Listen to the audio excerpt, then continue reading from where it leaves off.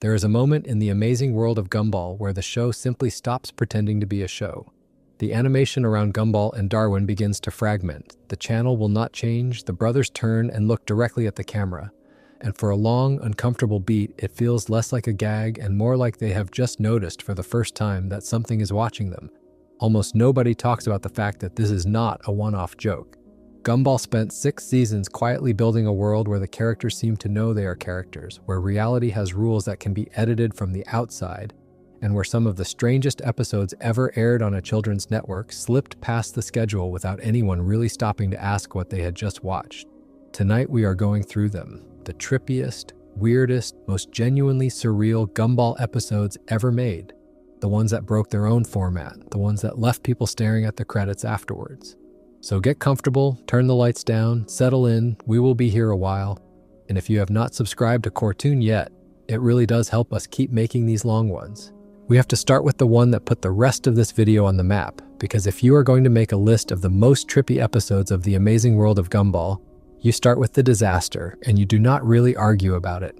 The Disaster aired in the 4th season of the show, well after the format had settled, well after the audience had been trained to expect a certain kind of weekly suburban chaos out of the Watterson family. Gumball wakes up, Gumball has a problem, Gumball drags Darwin into the problem balloons across Elmore until the back half of the episode is barely holding itself together, and then a punchline lands and the family is back on the couch. That is the rhythm, that is the contract. The Disaster takes that contract and rips it. The premise is small and almost stupid on paper. A universal remote control surfaces in Elmore, except this remote does not just control the television set.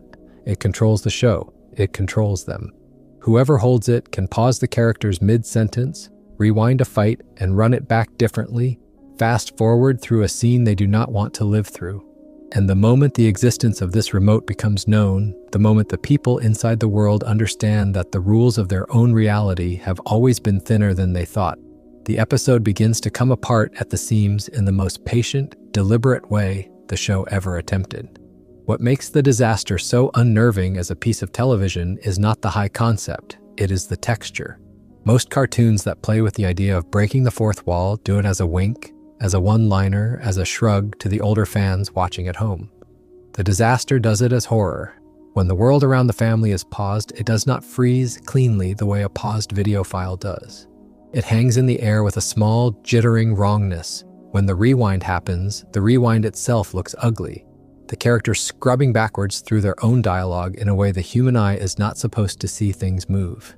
When the channel changes and Elmore briefly becomes a different show entirely, the other show is drawn in a style so unlike Gumball's normal world that the contrast becomes almost queasy. The episode implies, without ever spelling it out, that the universal remote is not introducing weirdness into a normal world. The remote is just letting the people inside the world see for the first time what the world has always been underneath: a produced thing, a piece of media, a constructed environment that has buttons. And then there is the moment that everyone who has seen this episode remembers, even if they have not seen it in years, even if they only caught it once on a rerun late at night, the moment where the show actually breaks, where the seams pull apart and the characters are no longer interacting with their own animated environment, but with something that is supposed to live outside it. The screen tears, the format breaks down, the episode briefly stops being an episode. And the most chilling part, the part that makes The Disaster such a fixture on these kinds of lists, is that nothing about that breakdown feels like an accident in the writer's room. It feels designed. The show is telling you, in the calmest possible way, that the world you have been watching for 4 seasons has always been this fragile, and that the only reason it is held together is because nobody inside it had thought to push the buttons yet. You can read The Disaster as a one-off experiment, a writer's room indulgence in a season that had already started getting comfortable with its own surrealism, and you would not be wrong to read it that way. What is interesting is how often the rest of the show from this point forward comes back to the idea. The Wattersons live inside a thing. The thing has rules. The thing has a producer. The thing can be edited. The Disaster is the episode where Gumball as a series openly admits that it knows it is a cartoon. And from here on, a particular kind of knowing weirdness starts creeping into the rest of the run. Episodes where the budget is treated as a character. Episodes where the script itself becomes a plot device. Episodes where the void at the edge of Elmore quietly fills up with everything the show has discarded. It is the episode where the curtain moves, Once it is moved, the rest of the seasons cannot pretend they have not seen what was behind it. Watching the disaster as an adult, when you understand a little more about how television actually gets made, the episode plays differently than it does for a child catching it on a Saturday morning. As a kid, it is just funny, a chaotic stunt episode where someone gets their hands on a magic remote and runs amok. As an adult, it reads almost like a thesis statement from a show that has just realized what it actually is. A cartoon for children that has accidentally become very good at slipping in unsettling ideas under the framing of slapstick. The characters do not really process what happened to them at the end of the episode, the way they almost never process anything at the end of a Gumball episode. They go back to the couch. The status quo resets. The remote ends up somewhere it cannot do any more damage. But you, the viewer, are not allowed to forget what you saw.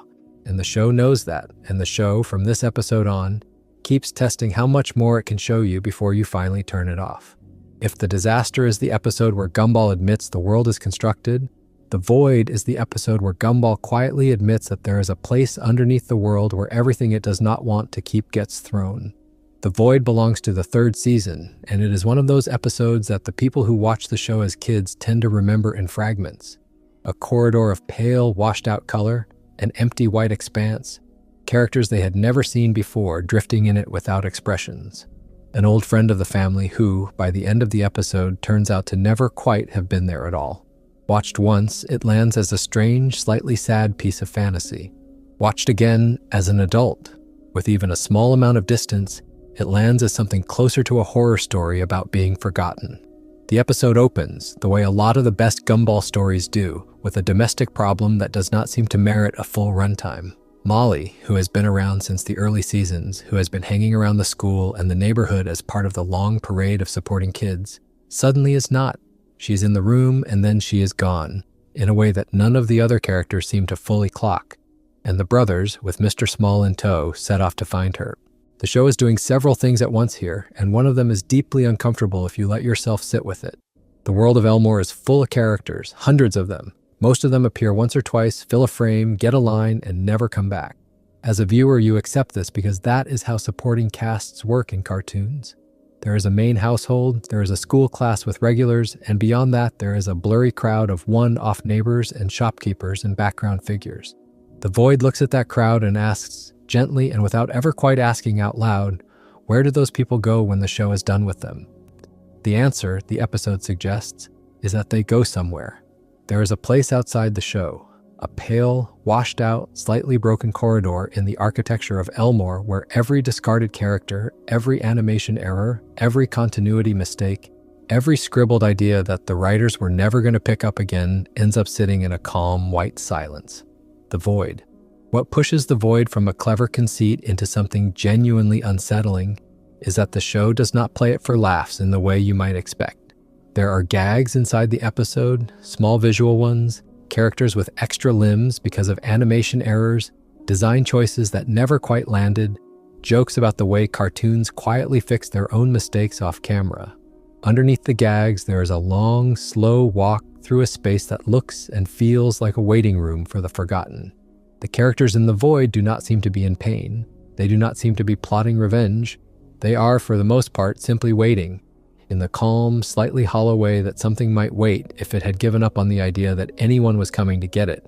And the show suggests, without ever quite stating, that this place has been right there at the edge of Elmore the entire time, that every Saturday morning episode anyone has ever watched has had this room sitting just out of frame, quietly accumulating residents. And then there is Molly. The reveal at the heart of The Void is that Molly herself, the friendly background character the search is built around, is not from Elmore in any real sense.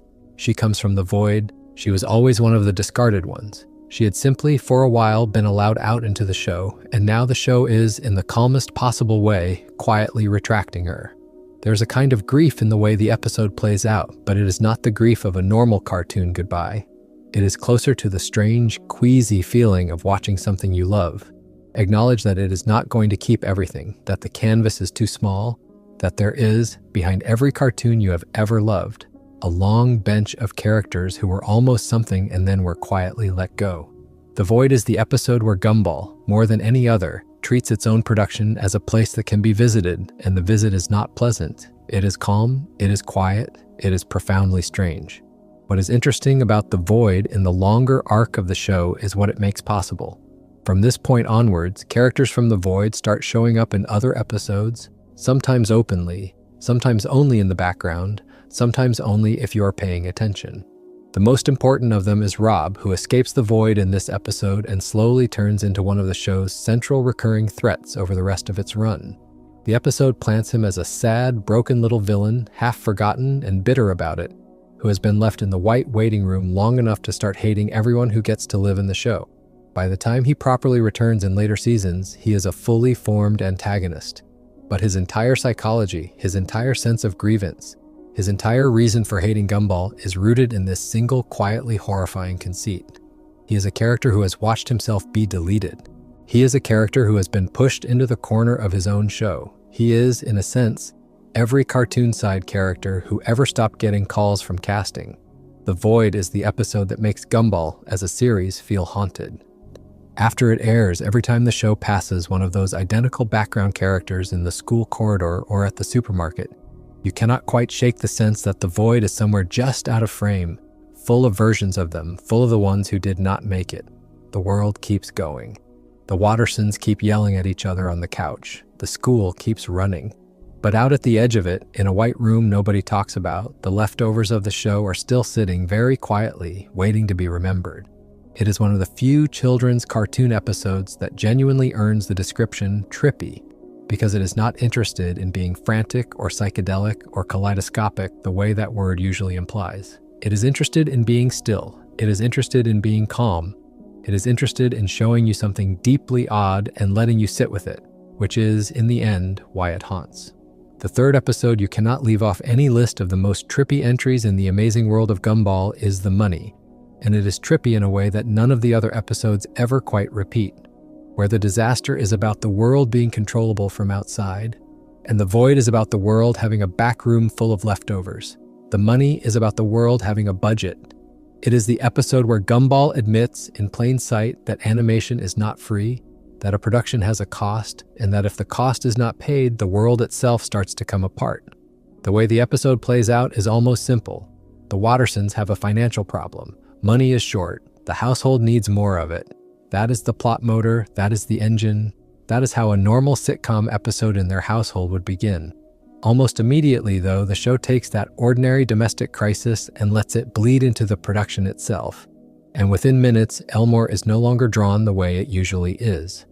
What is so striking about The Money is how patient the degradation is. The animation does not simply collapse all at once. It loses fidelity in stages, the way a slowly underfunded show would. The way a real series in trouble might thin out its backgrounds and reuse its assets and quietly reduce its frame count. First, the backgrounds get cheaper, then the characters lose detail, then the supporting cast starts to look like rough storyboard sketches, like ideas that have not yet been animated. Then there are flat colors where there used to be textures.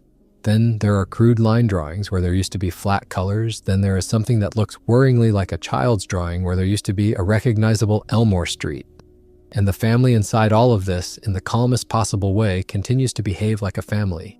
They have arguments. They look for solutions. They keep going, the way characters in a sitcom keep going, while the world around them stops being able to afford to render them properly.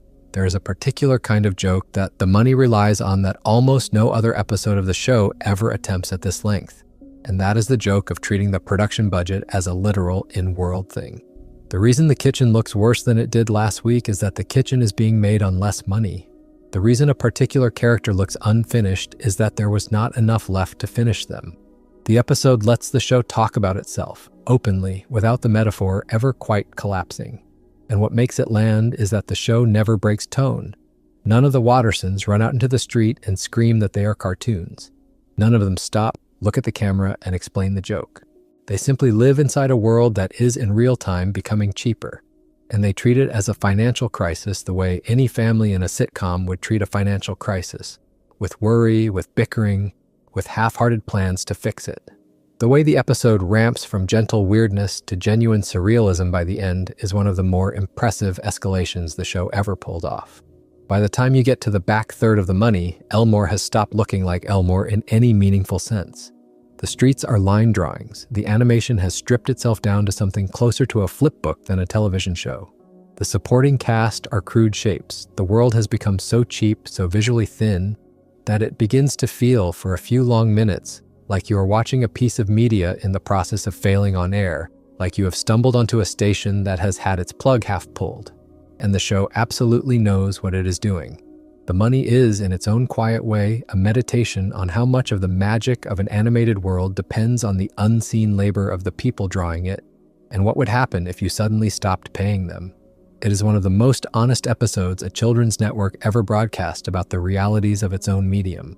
What is also interesting about the money is what it shares with the disaster and the void as part of a loose, unannounced cluster the show keeps returning to across its later years. None of these 3 episodes are explicitly linked to each other in continuity. None of them refer back to one another. Thematically, though, they belong on the same shelf. The disaster is the episode about the show being controllable. The void is the episode about the show having a back room. The money is the episode about the show having a price tag. Taken together, they form an unspoken argument that the writer's room seems to be making about its own existence. An argument that says, calmly and almost cheerfully, that the world of Elmore is not a real place, that it has rules and resources and constraints, and that the only reason most weeks look normal is that those rules and resources are being respected. Push the buttons and the world bends, open the door and the leftovers are in there waiting. Run out the budget and the world cannot afford to be drawn anymore. 3 different ways of saying the same thing, 3 different doors into the same uncomfortable little room. The money is the cheapest looking of those doors, and in some ways the funniest. It is also the one that lingers because it is the one that draws the closest parallel to the real world. Cartoons do cost money. Cartoons do get canceled when the money runs out. The money is, viewed at the right angle, a quiet little dress rehearsal for the way that all shows end. A few episodes of Gumball are not trippy in the format breaking sense, but are trippy in the deeply emotional, slightly cosmic sense, and the clearest example of that is The Choices from the 5th season. The Choices is the episode where the show stops being primarily about Gumball and turns very deliberately towards his mother. Nicole Watterson has always been a strange and slightly unsettled character in this show, hyper-competent at work, exhausted at home, quietly furious about a life that has not turned out the way she hoped, and most of the time the show treats those feelings as comic, as a low-key engine for her frequent meltdowns. The Choices does not play it for comedy. The episode begins in something close to dream logic. Nicole, after a chaotic dinner, is at a moment of stillness, alone, doing something small and unremarkable, and the show begins to drift sideways into the lives she did not live, the doors she did not open, the other Nicoles. What makes The Choices so disorienting, in a way that none of the more obviously surreal episodes ever quite manage, is the way the show handles the alternative timelines. It does not present them as fantasy, it does not present them as a joke, where we watch ridiculous parallel universes for laughs. It presents them in long and almost painfully calm sequences as fully realized alternative versions of Nicole's life, as though somewhere out there in the structure of the show, all of those lives are quietly running in parallel, each one as detailed as the one she actually chose. The version where she stayed with her own family and obeyed her parents, the version where she did not have children, the version where she walked away from the relationship that ended up shaping her entire adulthood. The show lets you sit in each of them long enough that you can feel them as more than counterfactuals. They feel briefly like real lives. The trippy quality of The Choices is not in the color palette or in the format. The animation in this episode is largely normal, the staging is largely normal, the visual grammar is largely the visual grammar of any other episode. What is destabilizing is what it does to the structure of Nicole as a character. Watching her sit quietly in front of a wall of unlived lives is one of the few times in the show that the artifice of who these characters are gets stripped back, and you're asked to look at her as a person rather than as a sitcom mother. The way the show implies all of this without ever explicitly stating it is part of what makes the episode such a fixture on lists of the most trippy and most haunting Gumball stories. Nicole does not break down, she does not deliver a soliloquy. She simply sits with the weight of every life she did not get to live, and then she returns to the one she did, and the episode lets her hold that weight without resolving it. What is so quietly devastating about the choices, and what makes it earn its place here, is that it is one of the few episodes in this show where the surrealism is not a joke. It is not a stunt. It is not a writer's room indulgence. It is a long, slow, deeply controlled piece of emotional storytelling in a series that mostly trades in chaos, and the result is one of the most adult-feeling sequences in any of the 6 seasons.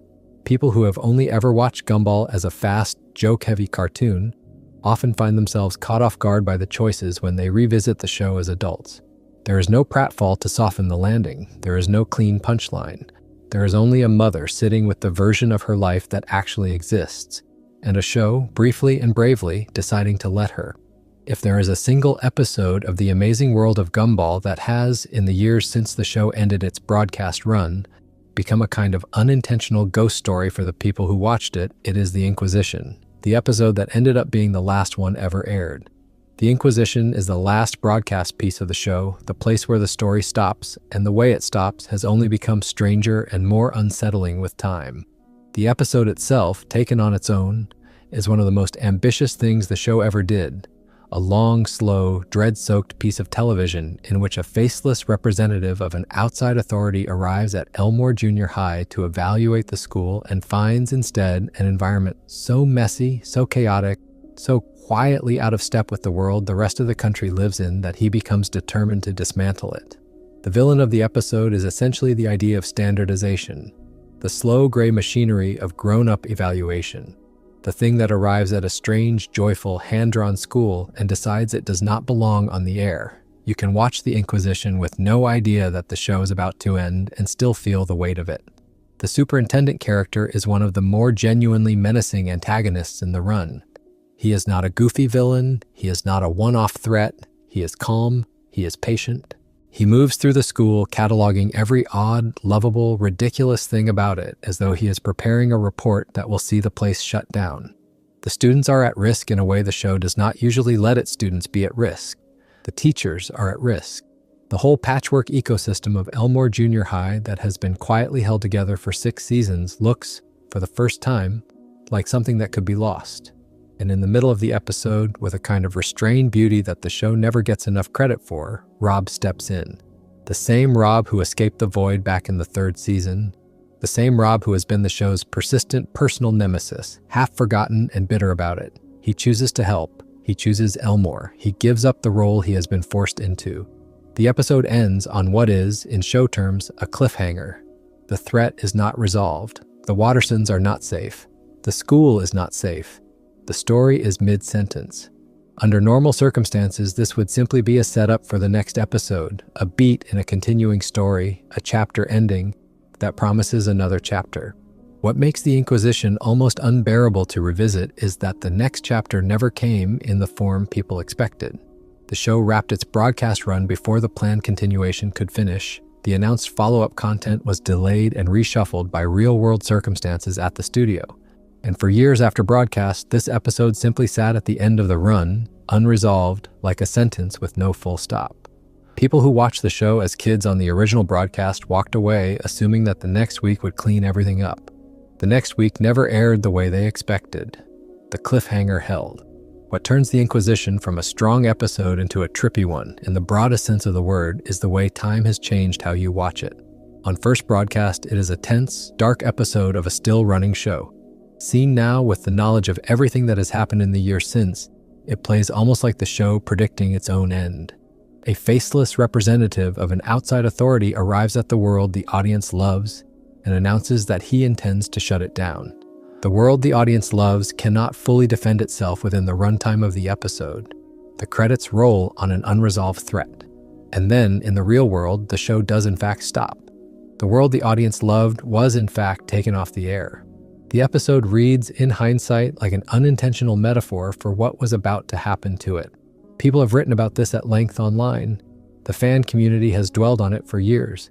There is a particular kind of grief in re-watching a piece of children's television and realizing that the episode you're watching is, technically, the end. It is worth being careful here because there is a strong fan reading of the Inquisition as the show explicitly predicting its own cancellation, and by most accounts that reading is interpretation rather than confirmed authorial intent. Nothing in the show explicitly tells you in canon that this is what is happening. As far as the documented record suggests, the writer's room was working on continuing material when the episode aired, and the cliffhanger was always intended to be picked up. The truth of the episode, the real reason it ended up here on this list, is that the audience cannot unread what they now know, and the episode has taken on a meaning in retrospect that it could not have had on first airing. It has become the episode that is haunted by the idea that this might have been the last time we ever saw the Wattersons properly. That makes it, in its own deeply melancholy way, one of the most genuinely trippy pieces of television the show ever produced, because the trippiness is not in the visuals or the format. It is in the place the episode occupies in the timeline of its own series. It is the door that did not get opened. It is the chapter that did not get a next page.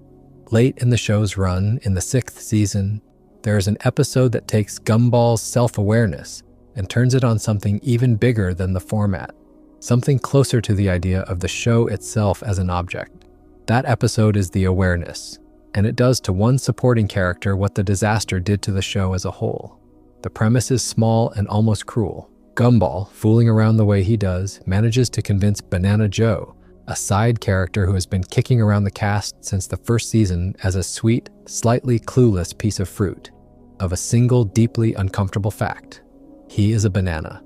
The show implies gently that until this moment, Banana Joe has not really thought about this. He has lived inside the world of the show with the same unexamined ease that any of the other classmates live with. He has not stopped to consider that he is shaped like a piece of fruit, that he has a peel, that he can be eaten. And from the moment Gumball says it out loud, he cannot stop thinking about it. He cannot put it down. He becomes, in the most literal sense the show ever attempted, self-aware. What unfolds across the rest of the episode is one of the more disturbing little character studies the show ever did, and it works because the show does not blink. Banana Joe spirals. He starts to see for the first time what kind of body he has. He starts to understand what people do to things shaped like him. He starts to understand how short a life can be when your form is the form of a thing that is supposed to be peeled. The show does not stay on this with a heavy hand. The jokes keep landing, the supporting cast does its job, the runtime gets used. Underneath all of it, though, is the deeply uncomfortable image of a friendly little background character who has just been pushed across a line he was never supposed to cross. He had been one of the happy ones. He had been one of the ones who lived inside the world without thinking about it. And then someone reached over and made him think about it, and he was never going to be quite the same.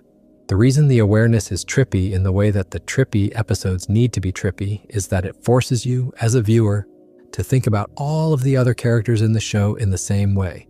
The classroom is full of impossible bodies: a balloon, a robot, a T-Rex, a cloud, a piece of toast.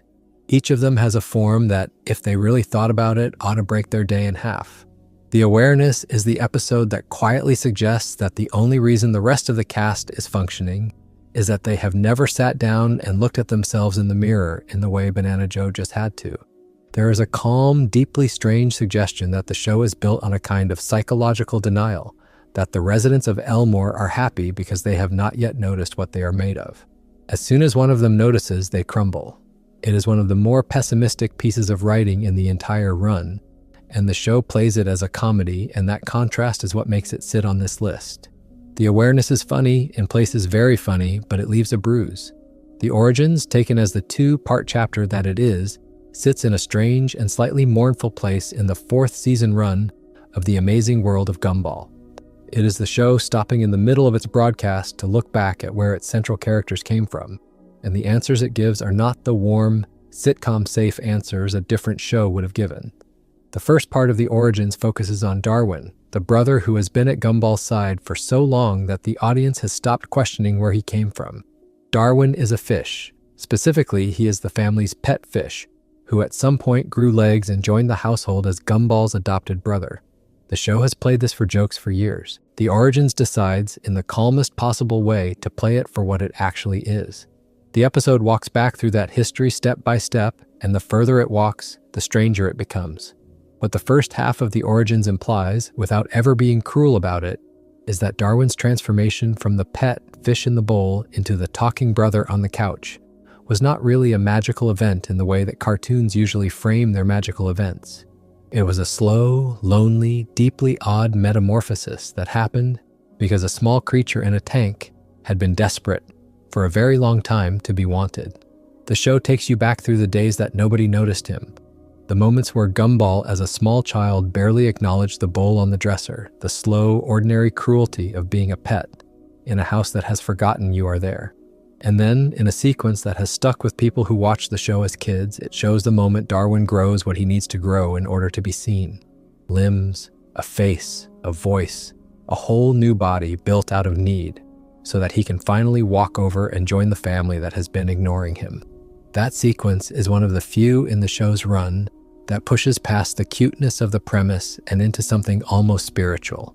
The origins implies that Darwin's body, the shape he walks around in, is not native to him. It was earned through a kind of slow, desperate love. He turned himself into something the family could see, and then he stepped out of the bowl, and the family welcomed him as though he had always been there. Watched as a single, almost dialogue-free sequence, it is one of the most touching pieces of animation the show ever produced. Watched as part of the longer body of episodes about identity and form, it is one of the trippiest. The implication is that Darwin's selfhood was not given to him, it was built. He decided very early what he needed to be in order to belong, and then he became it.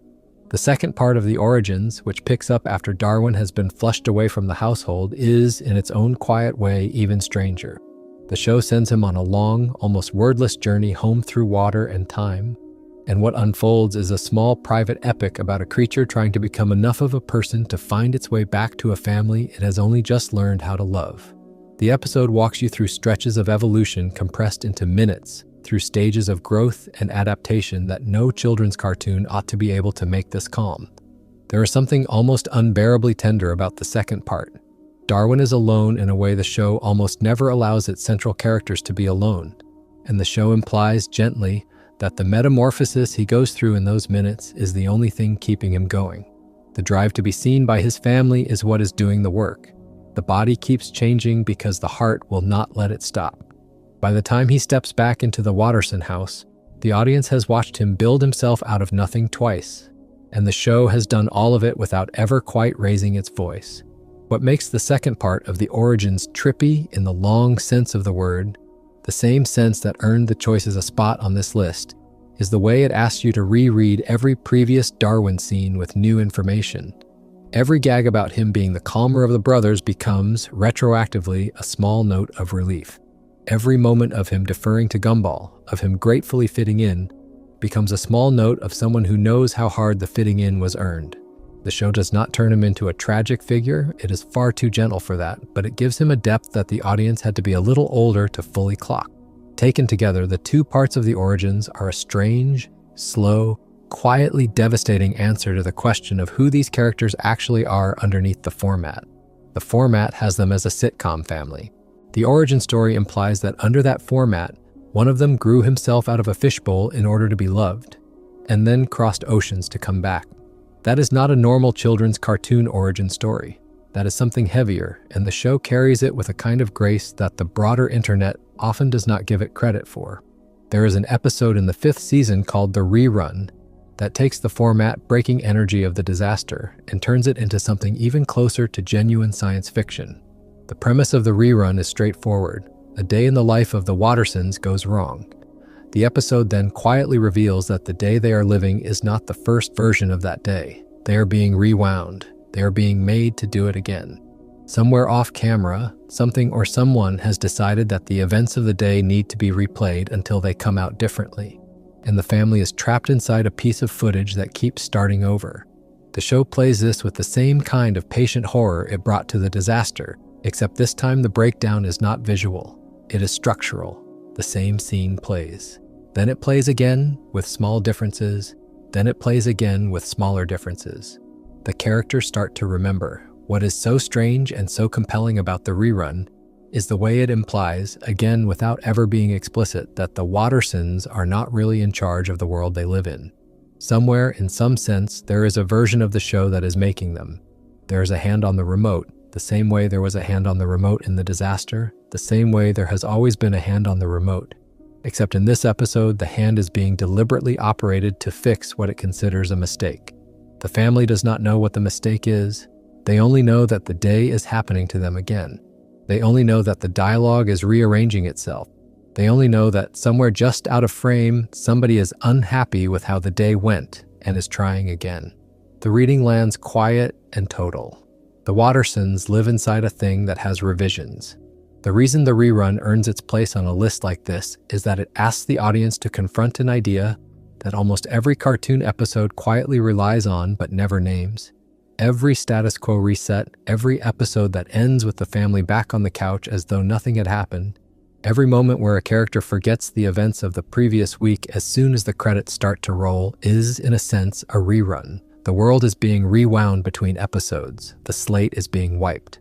The rerun does not present this as a problem with the format. It presents it as a fact about the universe the Wattersons live in and lets you sit with the implications. Time is not really linear for these characters. Their week does not really stick. They are living inside something that can be revised, and in the episodes between revisions, all they have is the dim sense that something is wrong. The show does not give them an exit. It simply lets them notice.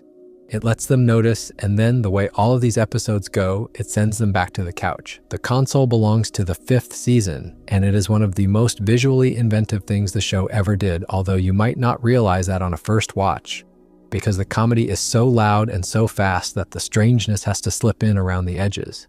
The premise is built around a video game. The Wattersons get a new home console, the kind of plastic box that has been a feature of the show's background for years, and a game starts up, and within a few minutes, Gumball and Darwin are inside the game, in a way the show has only really attempted once or twice before. What makes the console work as more than a stunt episode is that the show does not pick one visual style for the game and stick with it. The game is a place that changes its own aesthetic in real time. It is a side-scroller, then it is a first-person shooter, then it is a survival horror pastiche, then it is something close to an old text adventure, then it is something else entirely.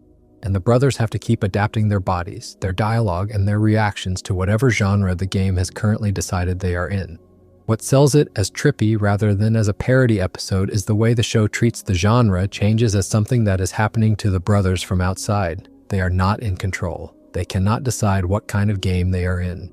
The console itself is making the call, and the calls keep escalating in strangeness as the runtime goes on. At first, the changes are funny. By the back half of the episode, the changes are coming so fast that the visual style barely settles before it warps into something else. And the brothers, who started the episode laughing at the game's design choices, end the episode looking genuinely overwhelmed by the speed at which their reality is being rewritten. The show suggests, almost as a side note, that the boys are inside something that is not interested in their comfort. The game has its own logic. The game has its own pace. The game is using them. There is a particular kind of joke that the console makes about modern game design that you only really notice on a rewatch, and it is one of the smarter pieces of cultural commentary the show ever buried inside a children's cartoon.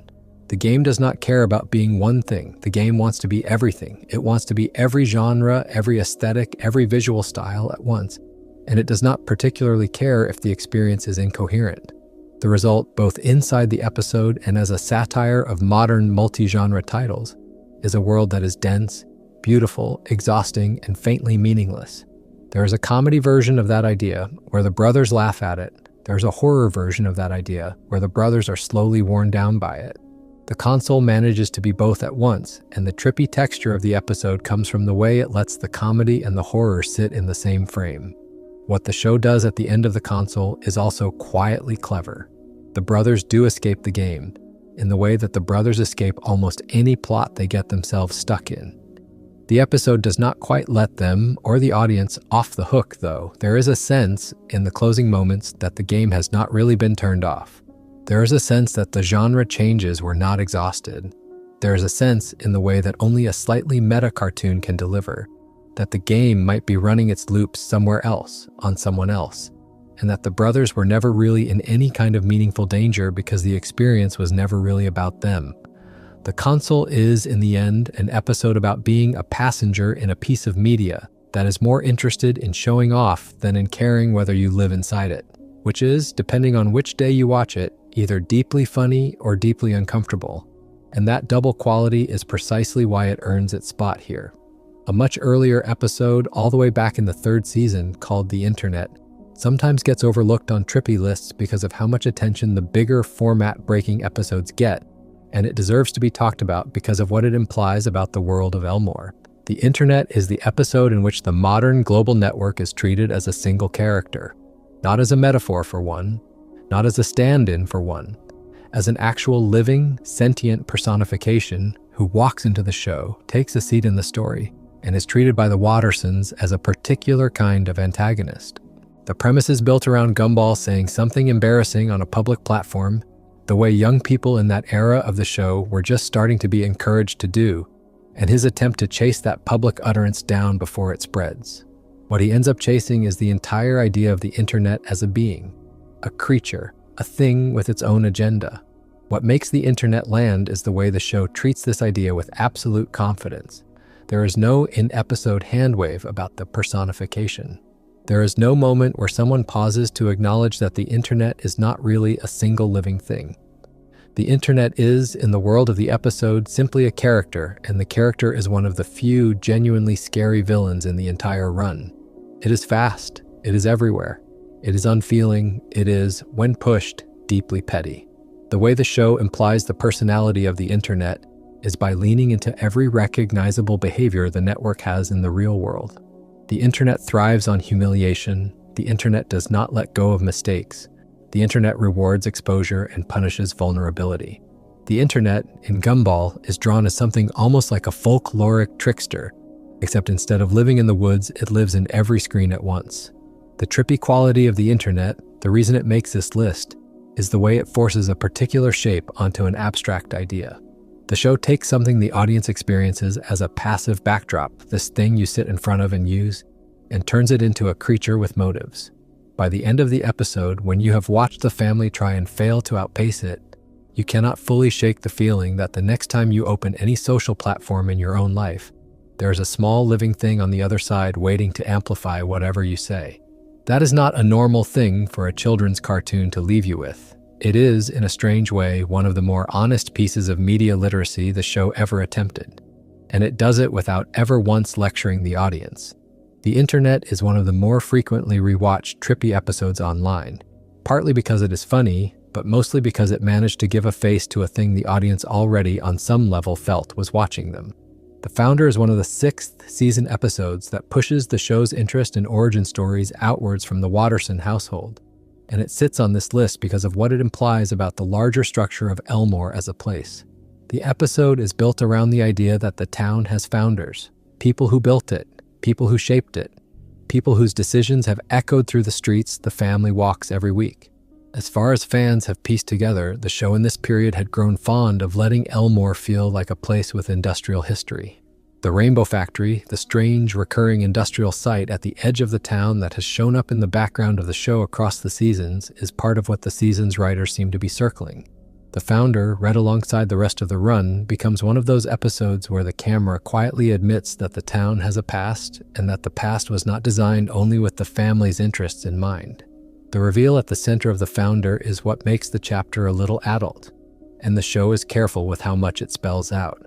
By most accounts, what fans take away from the episode is a particular continuity, a particular set of long arcs in the family history of one of the established cast members, drawn with more care than most viewers might expect. What is trippy about the Founder is not the visual texture, which is fairly conventional Gumball, but the way the episode quietly reframes the entire industrial economy of the town. The places the Wattersons walk past every week were not random. They have people behind them. Those people have motives. Those motives, read alongside the rest of the show, do not always reflect well on them. The show suggests very gently that the color and joy of Elmore was, at least in part, built on top of decisions made by people whose interests were not aligned with the town's. It is a small adult joke buried in a children's plot, and it gives the entire show, after this episode, a slightly different flavor. What also makes the Founder sit on a trippy list is the way it functions as a kind of unofficial sequel to the Origins. Where the Origins explain the personal history of Darwin in 2 parts, the Founder begins to explain the political and economic history of the town the family lives in. Read together, the 2 stories form an interesting pair because they imply that the show has, at the level of the world it has built, a real interior. There is a back history, there is a Founder, there is a family tree, there is a reason particular buildings sit where they sit. Most cartoons of this kind treat their setting as a backdrop. Gumball, especially in its later seasons, increasingly treats Elmore as a place with a past, and the founder is one of the clearest examples of that move. The trippiness, in the long-form sense, comes from the way it forces a rewatch. After this episode, every shot of the factory in the distance carries a little weight. The singing is an episode that almost everyone who has watched The Amazing World of Gumball remembers, even if they do not remember exactly which season it came from, because it does one of the strangest things any episode of the show ever does. It commits fully to being a musical for almost its entire runtime. The premise is simple. Gumball wants to express something to his family, and the only way he can think to do it is by singing. Within minutes, every other character in the family is singing too. Within minutes after that, the entire town is singing. The trippy texture of the episode is not in the surrealism of the visuals, although the visuals push into more abstract territory than usual. It is in the way the show treats the act of singing as a contagion. Once one person opens their mouth and starts singing the inside of their own head, everyone else in earshot is forced to do the same. What makes the singing more than a simple gimmick episode is the way the show uses the music to expose what each character is actually thinking and feeling. The musical numbers are not bright Broadway showstoppers. They are odd, quiet, unsettling little confessions in which each member of the family gets to admit, out loud, what is going on in their head when they think no one is listening. The episode implies gently that all of these characters have been carrying something for years, and that the only reason it has never come out is that nobody has yet been forced to sing in front of the others. By the time Anais sings, by the time Nicole sings, by the time Richard sings, by the time Darwin sings, the audience has been shown more of the interior of the Watterson family in a single runtime than the previous seasons usually manage in a long stretch of episodes. The trippy quality of the episode, in the sense that earns it a slot on this list, is the way the musical format becomes something the characters cannot turn off. They try to. They beg one another to stop. They cover their ears. They try to leave rooms. Nothing they do can break the spell. The world has briefly decided that all communication must happen through song, and the family is trapped in a register that does not let them lie. The longer the episode runs, the more uncomfortable that becomes, because the audience watches people who have spent years carefully not saying difficult things to each other start saying difficult things at full volume, in melody, to a backing track they did not consent to. The show plays it as comedy, but underneath the comedy is a small horror about being forced into honesty against your will. The singing is one of the few episodes that suggests an entirely different version of the Watterson family is sitting just inside their own skulls, and that version comes out the moment a song starts. There is a sequence in the back half of the singing where the music itself starts to push at the edges of the show's normal palette. The colors go strange, the backgrounds soften, the animation slips for a few beats into something closer to a music video than to a sitcom. The implication is calm and total. The format is not really stable. When the family sings, the format gives a little. When the family sings together, the format gives more. By the time the episode resolves, the show has used its musical conceit to do something that no other format could have done in the same runtime, which is to push every member of the central family into the same exposed, slightly bruised emotional state at once. That is the kind of trick that only musicals and dreams can do, and Gumball, in the singing, is using it as both. What makes the singing return for many fans years after the original broadcast is the way the songs themselves linger. Several of the numbers are short, sad, and clean enough that they sit in the head for a long time afterwards. There is a particular interiority to the way the Watterson parents sing in this episode that the show almost never gets to in other formats. The parents in Gumball are usually played for chaos. In the singing, briefly, they are played as adults. Two people who have built a life together, who have aged together, who have lost things together, who are doing their best. The episode does not stay there. It runs back to its comedy. But for a long beat, it lets them stand in the middle of their own kitchen and sing the version of themselves they usually keep hidden. And the show, for once, lets the camera believe them. The Sweaters belongs to the second season, and it is one of the trippier and more deeply uncomfortable early episodes, aging in interesting ways since broadcast because it is, in a sense, a children's cartoon episode about emotional repression and the social cost of fitting in. The premise is, on the surface, almost goofy. Penny's family, the Fitzgeralds, have a particular tradition involving sweaters, and the sweaters in question do something to whoever puts them on. The further the episode goes, the more obvious it becomes that the sweaters are not really sweaters in any normal sense. They are a tool, a mechanism, a way of keeping a particular kind of emotion in check. Whatever it is the Fitzgerald family is afraid will come out of them if they are not contained. The sweaters are the device that contains it. What makes the sweaters genuinely strange to watch is the slow, deliberate way the episode treats the spread of the garments.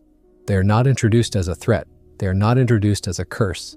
They are introduced as something perfectly normal that the Fitzgeralds have always done, that they are sharing with the Wattersons in the spirit of family hospitality, that no one questions, that no one resists. The Wattersons accept the sweaters because the Fitzgeralds offered them.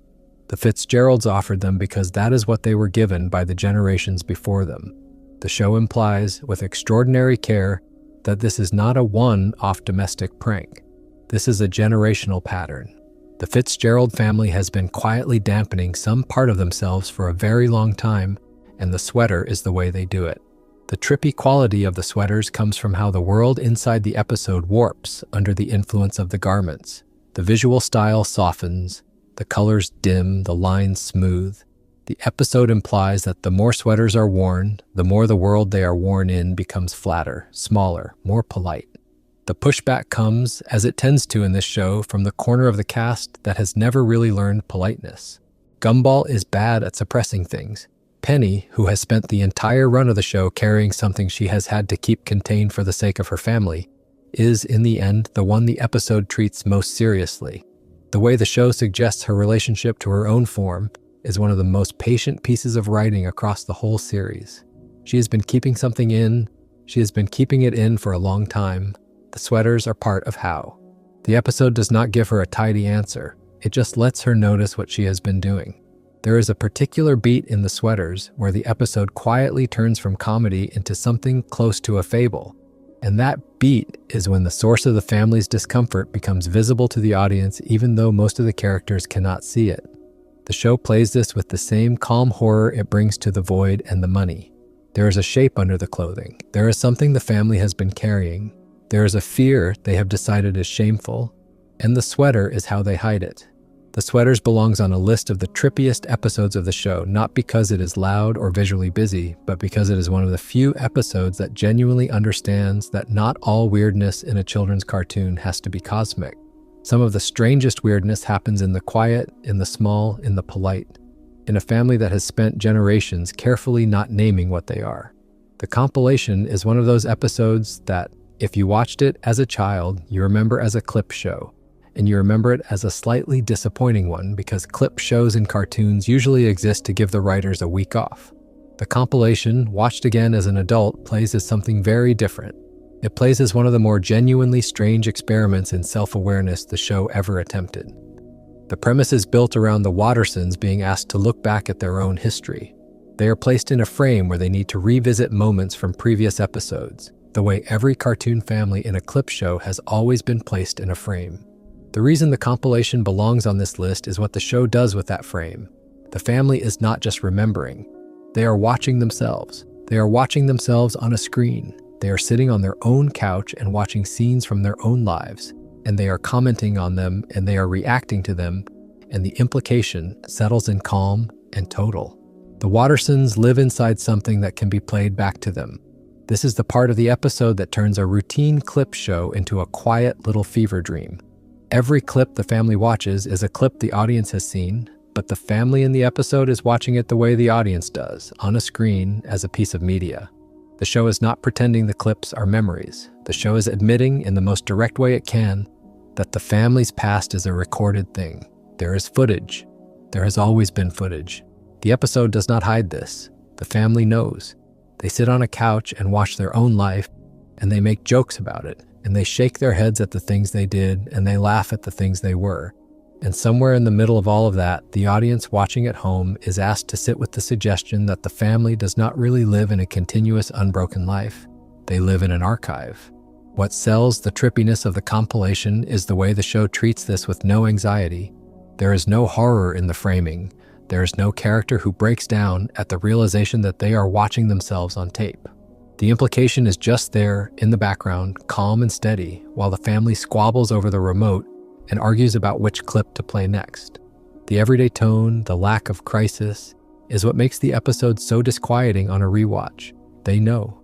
They have always known. The format has always been visible to them. The show is not breaking the fourth wall in the compilation. It is admitting that the fourth wall has never quite been there. The compilation is, in the end, one of the most honest episodes the show ever made about what it is and what its characters are. There's a moment late in the episode, the kind of moment Gumball is unusually good at slipping in, when the family briefly sits in silence with a particular clip. The show does not do this often. The format is normally loud. The format is normally fast. For a short, almost meditative beat, the Wattersons watch a quiet moment from their own past and let it sit, and the episode lets the audience sit with them. Whether you read that beat as nostalgia, as melancholy, as a tiny piece of foreshadowing, or as the show acknowledging that it knows it is approaching its own ending, the moment lands. The compilation is the episode where the family looks back, and the more you know about what comes after, about the cliffhanger that closes the show out, the more those backward glances feel like the show preparing the audience in its own gentle way for the idea that the archive is what will be left behind. The Vase is one of those fifth season episodes that, on first viewing, plays as pure escalation comedy, and on second viewing, plays as a small, almost spiritual horror story about responsibility. The premise is built around an ordinary object, a vase, that the Wattersons are tasked with keeping safe. The episode then does what Gumball does best with this kind of setup, which is to push the simple object into a series of increasingly disastrous situations, each one funnier and more catastrophic than the last. The trippiness comes from the way the show treats the object itself. The vase, across the runtime of the episode, slowly stops being a piece of decor and starts becoming a kind of focal point for everything that can go wrong in a household. Every camera angle treats it differently. Every framing reminds you that it is in the room. The episode suggests, very gently, that this is not a normal object the family is being asked to protect. It carries weight. What makes The Vase a particularly tricky episode to discuss without overstating what is on screen is that the show plays the strangeness with restraint. It does not give the vase a backstory it does not earn. It does not make it overtly magical in a way that would push the episode into fantasy.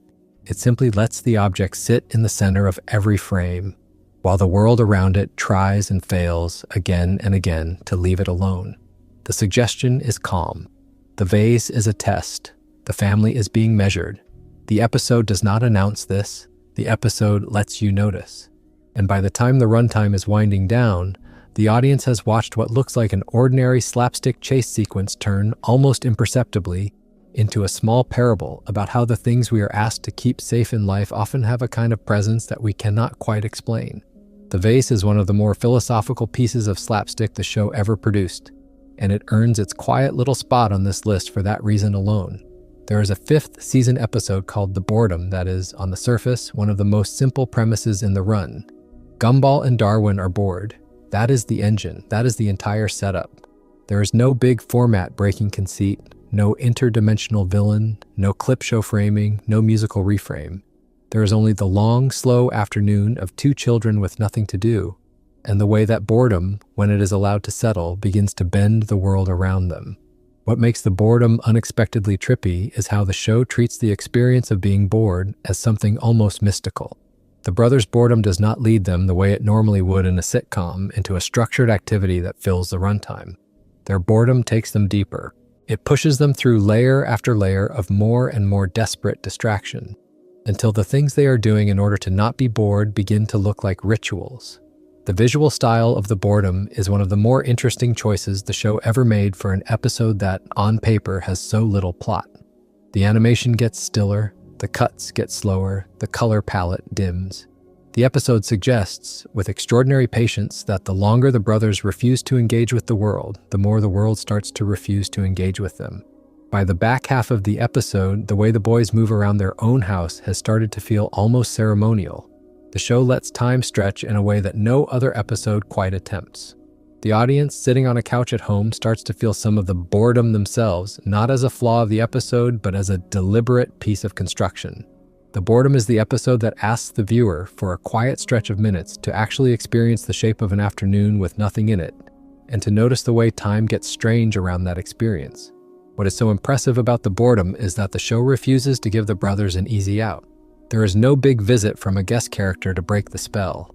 There is no surprise plot device. There is just the slow ticking of an empty house. and the way two children try again and again to find a way out of an afternoon that does not seem to want to end. The show implies gently that boredom is one of the few experiences in childhood that adults forget, and that the inside of a long, empty afternoon is one of the strangest, most timeless places a person ever lives. The episode does not romanticize that. It does not turn it into a moral. It just lets the brothers and the audience sit in the texture of it. By the time the episode finally moves into its closing minutes, the world has the same washed-out, drifting quality that the void had back in the third season. Gumball, in the boredom, suggests that one of the closest things to the void in everyday life is simply a Saturday afternoon when there is nothing to do. The BFFs is the episode that sits at the strange intersection of friendship comedy and quiet identity horror. And it belongs on this list because of what it does to one of the show's more enigmatic side characters. Carrie has been a presence in the cast since the very first season. She is a ghost. The show has played her as a ghost the entire time, treated her as a goth-coded teenager whose form is, when you stop to think about it, deeply unusual for a children's cartoon classmate to have. She is intangible. She is incorporeal. She has, in the implied logic of the show, been a ghost for considerably longer than her classmates have been kids. The BFFs is the episode that asks what kind of friendship a person can have when one of you is a ghost and the other is not. The premise is built around Carrie being able to spend time with friends in a more direct way than she normally can. And the show very calmly lets that work out the way it would actually work out if a ghost was suddenly able to fully share an experience with the people she had been haunting for years. What makes the BFFs trippy in the long, soft sense the show often prefers is the way it lets the unspoken sadness of Carrie's situation rise to the surface. She has been around, she has been watching, she has been a friend, sort of, for a long time. The show implies that there is a particular grief in being the one who does not change while the people around you do, in being the one who cannot quite touch the world while everyone else moves through it. The episode does not press on this. It does not give Carrie a long monologue. It simply lets the camera linger on small interactions, small differences, small moments where the gap between her and the rest of the cast becomes visible. The result is one of the more emotionally complex pieces of writing the show ever managed around a side character. And the way it handles her is part of why so many fans, years after the show's broadcast, still talk about Carrie as one of the most surprisingly haunting figures in the entire run. The trippiness of the BFFs is not in the surreal visuals. It is in the suggestion that the world the show has built has, all along, contained people who exist outside the usual rules. People who are not aging the way the others are aging.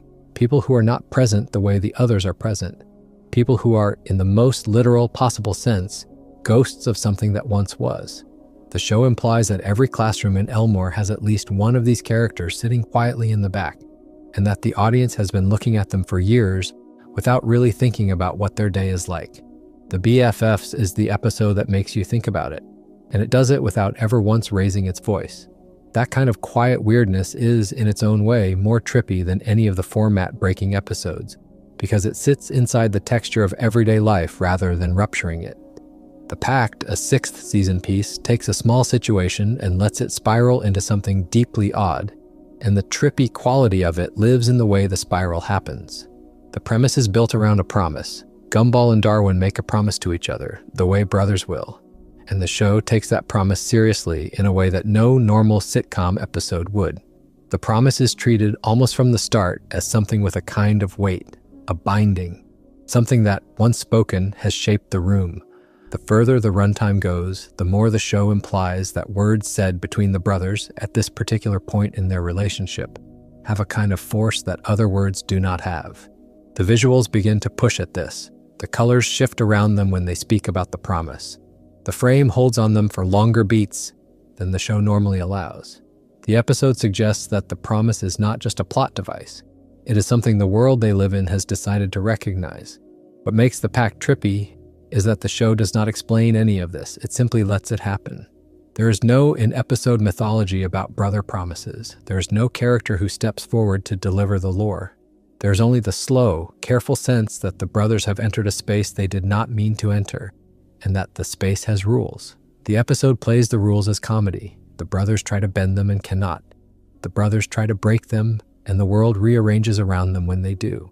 The Pact is one of the few episodes that quietly suggests that the relationships between certain characters in this show have a metaphysical weight that the show does not normally talk about. There are connections in Elmore that are stronger than the format. There are bonds that the universe respects. The brothers in this episode have stepped into one of them, and the trippiness lives in the way the world treats that stepping. The possession is one of those later run episodes that you tend to remember in fragments, and the fragments tend to be the ones that have not quite stopped being unsettling. The premise involves a member of the household becoming, in some hard-to-describe way, no longer quite themselves, gripped by an attachment to an old object that begins to speak through them in unsettling little ways. The show, by most fan readings, plays it as comedy on the surface and as something closer to quiet horror underneath. There is no neat lore around it. There is no monster of the week reveal. There is simply a moment where one of the cast is, in some small but unmistakable way, off, and the people around them have to figure out what to do about it. The visuals push into more abstract territory than usual. The voice work changes register. The episode does not commit fully to horror, the way it is not allowed to, but it commits enough that the audience knows what the implication is. Something has reached into a normal day and bent one of the family around it. What makes the possession sit on a trippy list is how restrained it is. The show could have made this an enormous spectacle episode. It does not. It plays the change as a slightly off, slightly cold version of someone the audience has known and trusted for years. The fear is not in the loud moments. The fear is in the moments where the affected character almost behaves the way they normally would, where the slip is small enough that you have to look at it twice to be sure you saw it. The show implies, gently, that this is what being briefly not yourself actually feels like in real life. Not the head-spinning theatrics of horror cinema, the small distance, the little gap, the sense that the person across the room from you is not, for a few minutes, quite themselves. The possession is one of the more frightening pieces of writing the show ever did, partly because the implications are not really resolved. Something visited, something left. The episode does not promise it will not come back. The Best is one of the 5th season episodes where the show takes a slightly self-deprecating premise and uses it to push into territory that, on rewatch, is much stranger than it looks. By most fan readings, the episode is built around the simple desire to be the one who is admired, the one who wins, the one who is acknowledged as best. The show has, across the seasons, given that desire to almost every character at least once. What makes The Best different from earlier versions of this story is the way the show treats the pursuit. The chase does not stop at being the best at one thing. It tries to be the best at everything. The episode lets the chase escalate with a kind of intensity that quickly stops being funny and starts being unsettling. The show implies gently that there is something underneath the chase that is not really about achievement at all. It is closer to a chase after the certainty of belonging. The trippy quality of The Best lives in the way the show lets the chase warp around its subject. The other characters start to look smaller as the winner wins. The world starts to look thinner. The episode suggests, in a way the show rarely commits to so directly, that being the best at things is not really a state of being. It is a state of distortion.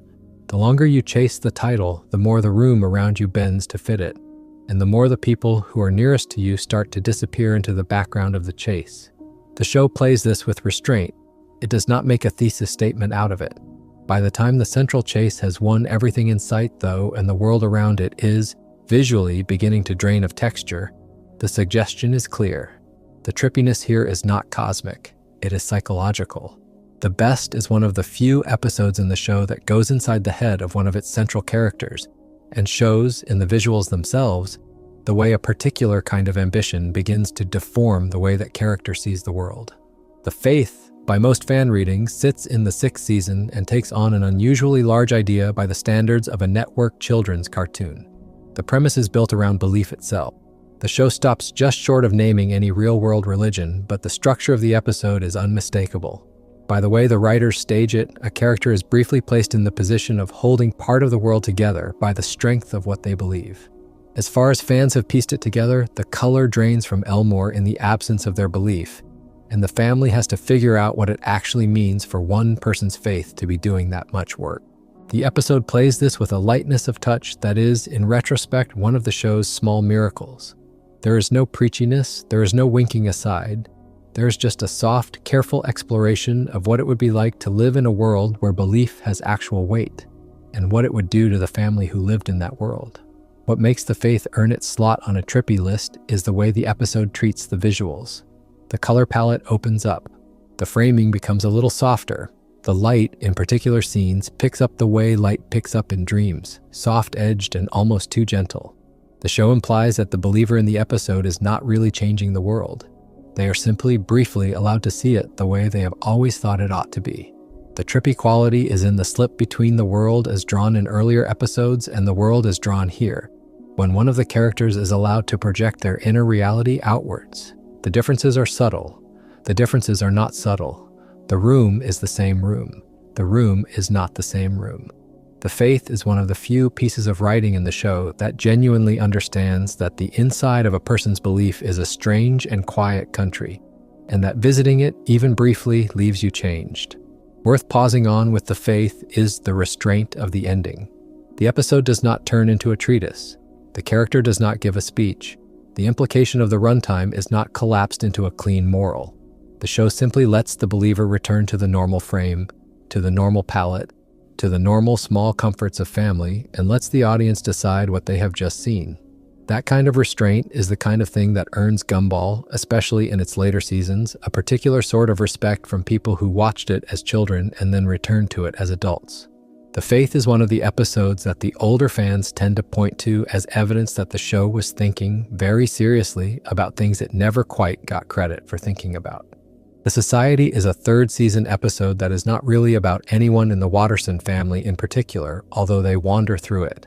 The episode is about the structure of Elmore, the way the town organizes itself, the hidden bodies and informal hierarchies that quietly determine who gets what. By the way fans have pieced together the episode, the premise involves a secret group, an organization, a society that runs out of plain sight in the background of the show and that has been running for considerably longer than anyone in the central cast realized.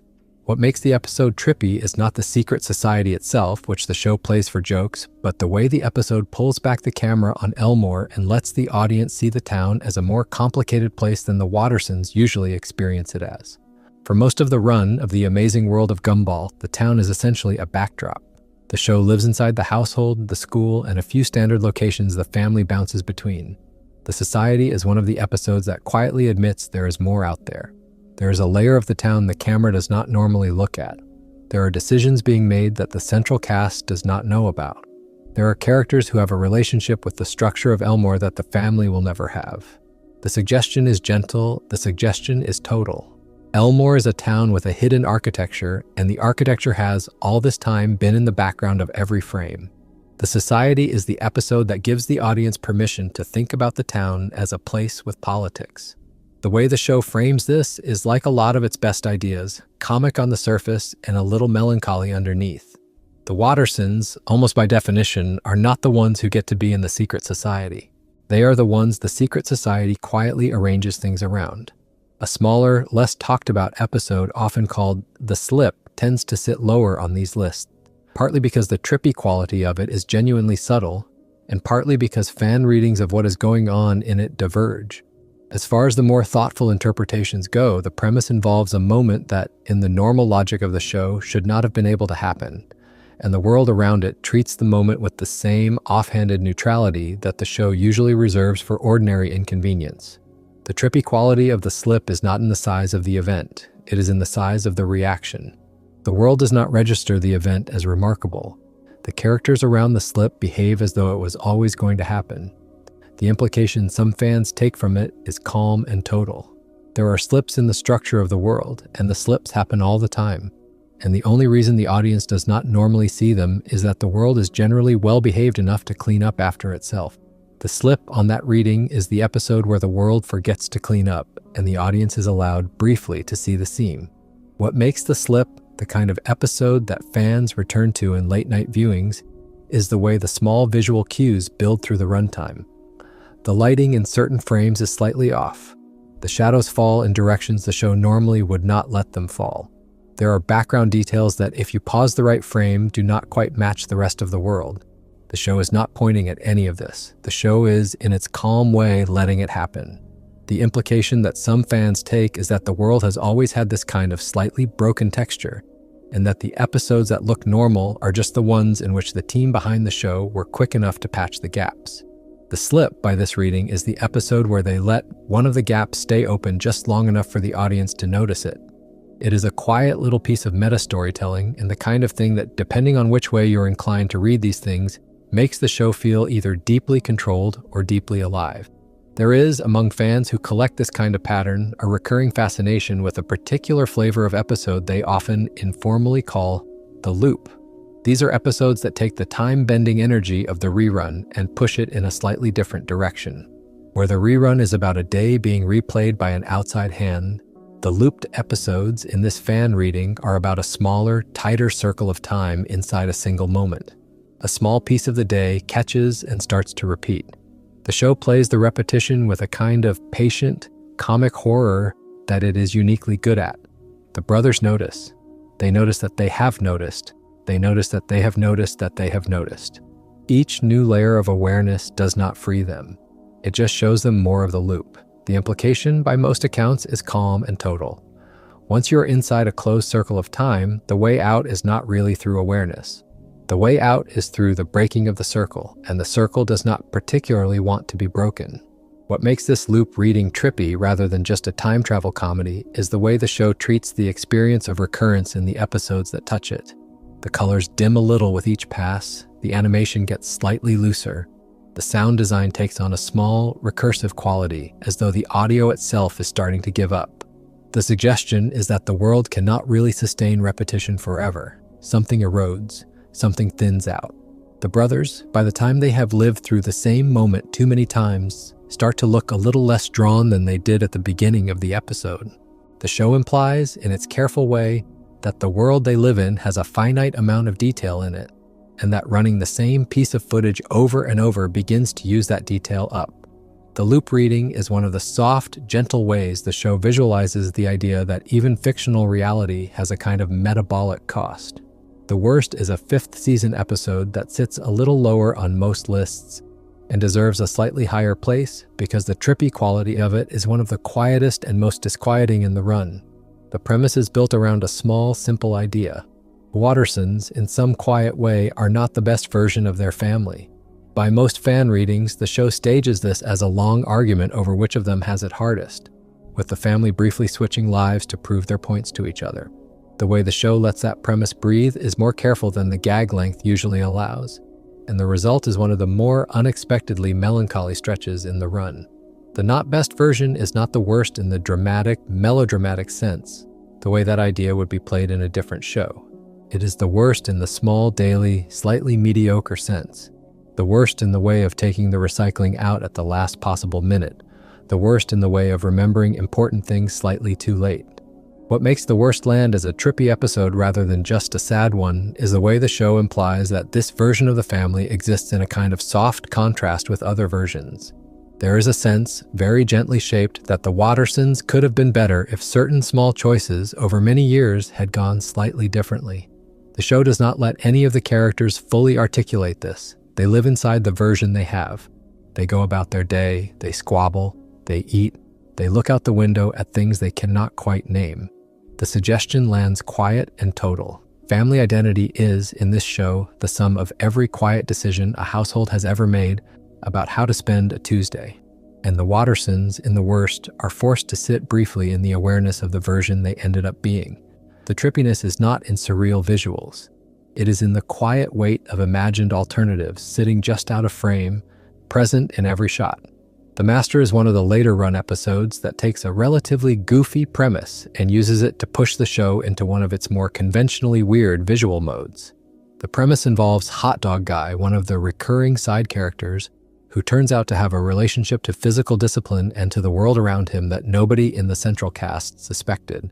The episode plays this as comedy. It also plays this as a small examination of the idea that any background character in the show might, at any moment, be revealed to have an interior life that completely outstrips their visual silhouette. The show implies gently that this is true of almost every character in the wider cast. There are dozens of figures in Elmore who, if the camera turned to them, would have a story as developed and as strange as Hot Dog Guys.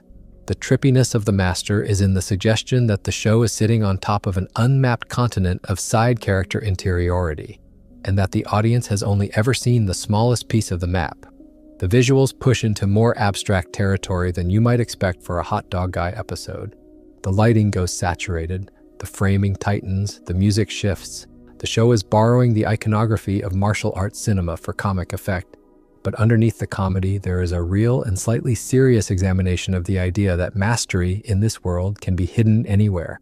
Inside a bun, inside a balloon, inside a piece of toast. The reading is calm and complete. The world is full of teachers, the world is full of disciplines, the world is full of small, focused practices that the camera does not normally see. The Master is the episode that names this in passing and then moves on, leaving the audience to look at every other side character in subsequent episodes a little differently.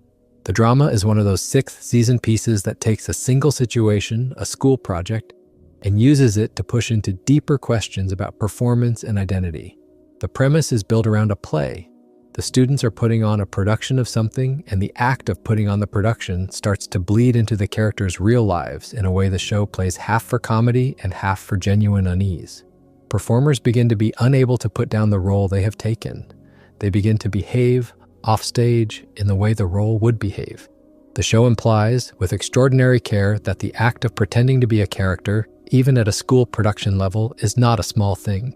It changes the pretender. It leaves them slightly stained with the color of the part. The trippiness is in the way the show lets that stain spread. What is interesting about the drama is how it complements the larger arc of the show's self-awareness. If the disaster is the episode that lets the audience see the show as a piece of media, the drama is the episode that lets the audience see the characters as performers. The students are taking on roles. The students are putting on faces. The students are doing the same thing that the show itself is doing on a smaller scale. The reading lands quiet and total. There is no clear line between the role you take and the self you bring to it. There's no clean way to put a character down at the end of a runtime. The show lets the students discover this in real time and lets the audience watch them discover it, and the result is one of the more philosophically interesting half hours the show ever produced. There is an episode often referred to in fan circles as The Sale, although it does not always sit high on these lists, that quietly belongs here because of what it does with consumer culture. The premise involves a sale, a particular shop. The Wattersons going somewhere in pursuit of a thing they want, and finding the shop, the sale, and the act of buying transformed into something almost ritual. The show implies, very gently, that shopping in late capitalism has a kind of dreamlike, almost religious quality to it, and that the act of standing in a queue for a thing you do not really need is, in its own way, one of the strangest things human beings do. The episode lets the camera lean into this. The aisles get a little too long, the shelves get a little too high, the other customers get a little too anonymous. The shop becomes, briefly, a kind of cathedral. What makes the sale earn its place on a trippy list is the restraint. The show does not crack a joke about it. The show does not lampshade what it is doing. The show simply lets the Wattersons move through an environment that the audience recognizes from their own weekends and lets the audience see in the show's gentle visual grammar that the environment is genuinely strange. The reading is calm and complete. There is something not entirely sane about the way modern shops are designed, and the show is allowed, for one runtime, to let the audience see that. The episode does not lecture. The episode does not preach. It simply makes the supermarket aisle look the way the supermarket aisle actually feels at the end of a long week when you are tired and the lights are slightly too bright and you cannot quite remember why you came. That is one of the quieter, trippy textures the show ever found, and it is the kind of writing that earns Gumball a particular kind of long-term loyalty among adult viewers. There is an early piece of the show, sometimes referred to in fan writing as the robot episode, that some viewers treat as the first time the series allowed itself to look genuinely sad. The premise involves a robot character, and the show, very gently, lets the audience sit with the question of what kind of inner life a machine might have. The episode does not push into hard science fiction. It does not try to deliver an answer to the question. It simply, with a kind of stillness the early seasons rarely allowed themselves, lets the camera sit on a robot who is, briefly, allowed to be more than a punchline. The reading is calm and complete. There are characters in this show whose bodies should mean they cannot feel, and the show is going to let them feel anyway. The trippiness is in the suggestion that the show, this early, was already thinking about the question of who is allowed to be a person inside its world. The Pony is one of those late season episodes that turns a simple premise into something quietly strange. The premise involves Anais and her love for a particular brand of toy pony. The show has played her affection for these toys across the seasons, sometimes for comedy and sometimes more seriously. The pony is the episode that takes the affection and treats it with full seriousness, and the result is one of the more emotionally complete pieces of writing in the run. Anaïs's relationship to her toys is one of the few unguarded parts of her inner life that the audience is allowed to see, and the episode lets that relationship breathe. The reading is calm and complete. There are objects in childhood that hold meaning the adult world will never quite understand, and the show is going to let Anais sit with that meaning without ever mocking her for it. If you take a step back from the individual episodes and look at the visual signature of the Amazing World of Gumball as a whole, one of the reasons it ends up on so many trippy episode lists is that the show, at the basic level of how it is drawn, was already trippy before any single episode pushed the format. The Wattersons live in a town where almost no two characters share an art style. There is the central family, drawn in the show's signature flat-colored cartoon style. There is the boyfriend of the older sister, who is a character pulled out of an entirely different cartoon idiom. There is a robot rendered in what looks like an early three-dimensional model. There is a T-Rex rendered as a small puppet. There is a piece of toast walking around the school corridors. There is an entity in the supermarket that appears to be an actual photograph of a piece of fruit, edited gently to behave like a character. Every classroom is a small visual archaeology of every kind of animation people have ever made, and the show treats this as completely normal. Elmore is, in a sense, a town in which every previous era of cartoon making has been allowed to keep one or two representatives. This is one of the underappreciated reasons the trippy episodes hit as hard as they do. The audience has already, without noticing, agreed to a world where reality is patchwork. When an episode like The Disaster pushes that patchwork further and lets one art style swallow another, when an episode like The Void lets washed-out, half-drawn characters drift through a white room, when an episode like The Money lets the whole show degrade to crude lines, the audience is not really seeing a new kind of weirdness. The audience is seeing the weirdness that has always been there pushed a single degree further than usual. The show has been training its viewers from the very first episode to accept that the world is made of different kinds of drawings sitting next to each other in the same frame. And the trippy episodes are simply the ones where the show stops being polite about what that means. A particular character at the center of the show's mythology deserves a long look, because the more you sit with the show's strangest episodes, the more this character starts to feel like the figure who ties them all together. That character is Rob. The show meets him as a small, mostly harmless background character in the early seasons. The audience does not really notice him. He is a face in a crowd. He has a few small appearances and not much more. Then the void happens, and the audience understands retroactively what he was. He was a piece of the show that had been quietly discarded. He had been let go. The void is the episode that lets him out of the white room, and from that point forward, his entire arc becomes a long, slow examination of what it means to have been forgotten by the world you live in. What is genuinely trippy about Rob, in the long sense of the word, is how often the show returns to him to explore the idea that being forgotten is its own kind of madness. He becomes, across the seasons, the closest thing the show has to a central recurring villain. He develops elaborate plans, he develops a particular look, he develops a particular relationship to the protagonists. He develops, in some episodes, a sense of humor. He develops, in others, a sense of grief. The show implies, gently, that everything Rob does is downstream of the fact that he was, once, in the void, and that no character who has spent time in the white room ever quite comes back the same. The trippy quality of Rob is not that he is a strange-looking figure, it is that he is, in a sense, the show's resident expert on what it feels like to have been edited out. He carries that knowledge around with him in every scene he is in, and the further the show runs, the more he seems to know about its structure than any of the other characters. By the time you reach the Inquisition, the last broadcast piece of the show, Rob has gone through a slow and almost beautiful arc that has taken him from villain to ambivalent figure to something close to ally. He has been the bitter ghost at the edge of the show, the one who knows what the format costs, and in the end, he chooses to defend the town that abandoned him from a much larger threat. That arc, viewed as a whole, is one of the most quietly impressive long-form pieces of character writing in any children's cartoon of its generation, and the trippy edge of it comes from the way it implies that the entire arc was, in some sense, only possible because of what the void did to him in the third season. Rob's entire identity, his entire personality, his entire reason for existing as a character at the level he ends up existing, is downstream of a single trippy episode about forgotten things.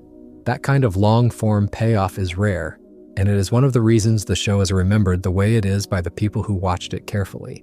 A particular kind of trippy that the show does is hard to attach to a single episode, and that is the way it handles the parents. Nicole and Richard Watterson have, across the run, become some of the most interesting parent characters in any cartoon of their era, partly because the show implies that their inner lives are radically different from each other in a way that should, by all rights, have made it impossible for them to stay together. Nicole is the show's hyper-competent, hyper-anxious engine. Richard is the show's hyper-relaxed, hyper-unbothered idiot. Almost every episode that focuses on them treats this gap with the same gentle care, the same patient attention to detail. The trippiness is in the suggestion that the gap is part of how they love each other. The trippiness is in the way the show, across many small episodes, suggests that the marriage at the center of this household is not a sitcom marriage, but an actual long-term partnership of two people who have somehow made deeply incompatible temperaments work. A strangeness arrives when a children's cartoon takes that idea seriously. Most cartoons about families with mismatched parents play the mismatch as a joke that recharges itself every week. The Amazing World of Gumball plays it as a joke when it needs to and as a long, careful study when it does not. The result is that over 6 seasons, you watch Nicole and Richard develop a kind of texture that very few cartoon couples ever develop. You see Nicole exhausted, you see her briefly in the choices, sitting with the version of her life she did not get to live. You see Richard, in his own episodes, struggle in the way only a person who has never really tried to struggle before can struggle. The show implies, very gently, that they are both carrying something the format does not really have time to unpack. The trippy episodes are sometimes the ones that, for a few quiet beats, give the show time to unpack a small piece of it. Worth saying out loud is that one of the reasons the Amazing World of Gumball became such a fertile ground for this kind of long-form essay is that the show, at the level of its own scripts, was unusually generous with the audience. Most cartoons of its budget level and its broadcast slot were built to be picked up halfway through and left at the end of a runtime without any lasting questions. Gumball does not work that way. The show seeds ideas across long stretches of episodes and lets them resurface when the audience is ready for them. The void in the 3rd season pays off in the 5th. The financial precarity of the family in the money pays off in every later episode that hints at the household's quiet stress. The promises made between brothers in the pact land with more weight every season because the brothers have only gotten closer. The show, in its calmest moments, is one of the most rewarding long-form cartoons of its era for an audience that is paying attention. There is also, woven through all of this, the simple fact that the show was made in a particular cultural moment that allowed it to do things that earlier or later cartoons might not have been able to do. The mix of animation styles came partly from the technical workflow the studio adopted. The willingness to break the format came partly from the network's willingness to let the writers try strange things. The willingness to let supporting characters carry whole episodes came partly from the strength of the voice cast. The willingness to let trippy ideas sit in the show without explanation came partly from the broader animation culture of the time, which was unusually open to weirdness. The trippy episodes did not come out of nowhere. They came out of a specific moment, a specific team, and a specific willingness to push at the edges of what a children's cartoon was supposed to do, and the moment did not last forever. By the time the show ended on the cliffhanger of the Inquisition, the moment had already started to shift, and it is part of why the show, in retrospect, feels like a small artifact of a slightly more daring era of children's animation. A strain of fan theory around the Amazing World of Gumball is worth touching on before we go further, because so many of the trippy episodes can be read as quietly pointing towards it. The theory in its most popular form is that the world of Elmore is a simulation, that the family lives inside something that has been constructed rather than something that has grown, that every odd, format-breaking, fourth-wall-leaning moment the show has indulged in is in some sense the show winking at the audience that it knows what it is. This is a fan theory. Nothing in the show explicitly confirms this. By most accounts, the writers have been careful to leave the question open. But the trippy episodes, taken as a body of work, sit comfortably alongside the theory in a way that is not accidental. The disaster suggests the world has buttons. The rerun suggests the world has revisions. The void suggests the world has a back room. The money suggests the world has a budget. The compilation suggests the world has an archive. Each of these can be read as a piece of evidence if you are inclined to read it that way, and a long stretch of fan writing has been built on exactly that reading. What is worth noting is that the show, at its best, never confirms or denies the theory in either direction. The Trippy episodes are content to leave the implication open. They do not collapse into a clean reveal. They do not give the audience a definitive answer. They simply sit calmly in the strange territory between metaphor and fact and let the audience decide how literally to read them. That kind of restraint is one of the reasons the show has aged as well as it has. A different writer's room might have given the audience the answer it thought it wanted. The Gumball writer's room kept the answer just out of reach, and the result is that the Trippy episodes have a particular kind of long life. They cannot be solved, they can only be returned to. A quieter strain of theory among long-term fans focuses on Anais in particular, the youngest sibling. The theory turns on the observation that Anais is, in a number of subtle ways, more aware of the strangeness of her world than anyone else in the household. She is the one who is most often calm when the format starts to bend. She is the one who is least surprised when something inexplicable enters the room. She is the one who, in a number of small frames across the seasons, can be seen looking at the camera with an expression that is hard to read as anything other than direct acknowledgement. The theory holds that Anais knows. The theory holds that of all the Wattersons, she is the one who has figured out what the world they live in actually is, and that her habit of carrying herself like an adult in the body of a small child is not just about intelligence. It is about awareness. Again, the show does not confirm this. The show does not deny it. The show is simply careful to give her, in the right episodes, the right kind of long, level look at the audience. What is interesting about that theory is the way it pairs with the show's broader habit of giving Anais a kind of weighted stillness no other sibling has.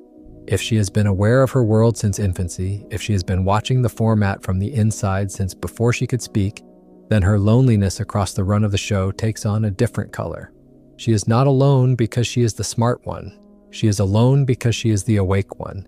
She is the only person in her household who has fully looked at the room she is in. And the people she lives with have not. And the gap between them is not really about intelligence or family dynamics. It is about consciousness. That is a very heavy reading for a children's cartoon. The show would never make it explicit. The show absolutely lets it sit in the texture of the writing. That is part of why the Trippy episodes are not just trippy in their own runtimes. They are trippy in the way they make you reread every other episode in the run. Worth talking about, for a stretch, is the way the Trippy episodes use sound. One of the elements of the show that gets less attention than it deserves is the sound design, which is unusually subtle and unusually careful for a cartoon of its broadcast level. In the format-breaking episodes, the sound design is doing a great deal of the work that keeps the strangeness landing. There are moments in the disaster where the audio degrades along with the visuals, hisses and drops, and small digital artifacts moving through the background of the mix.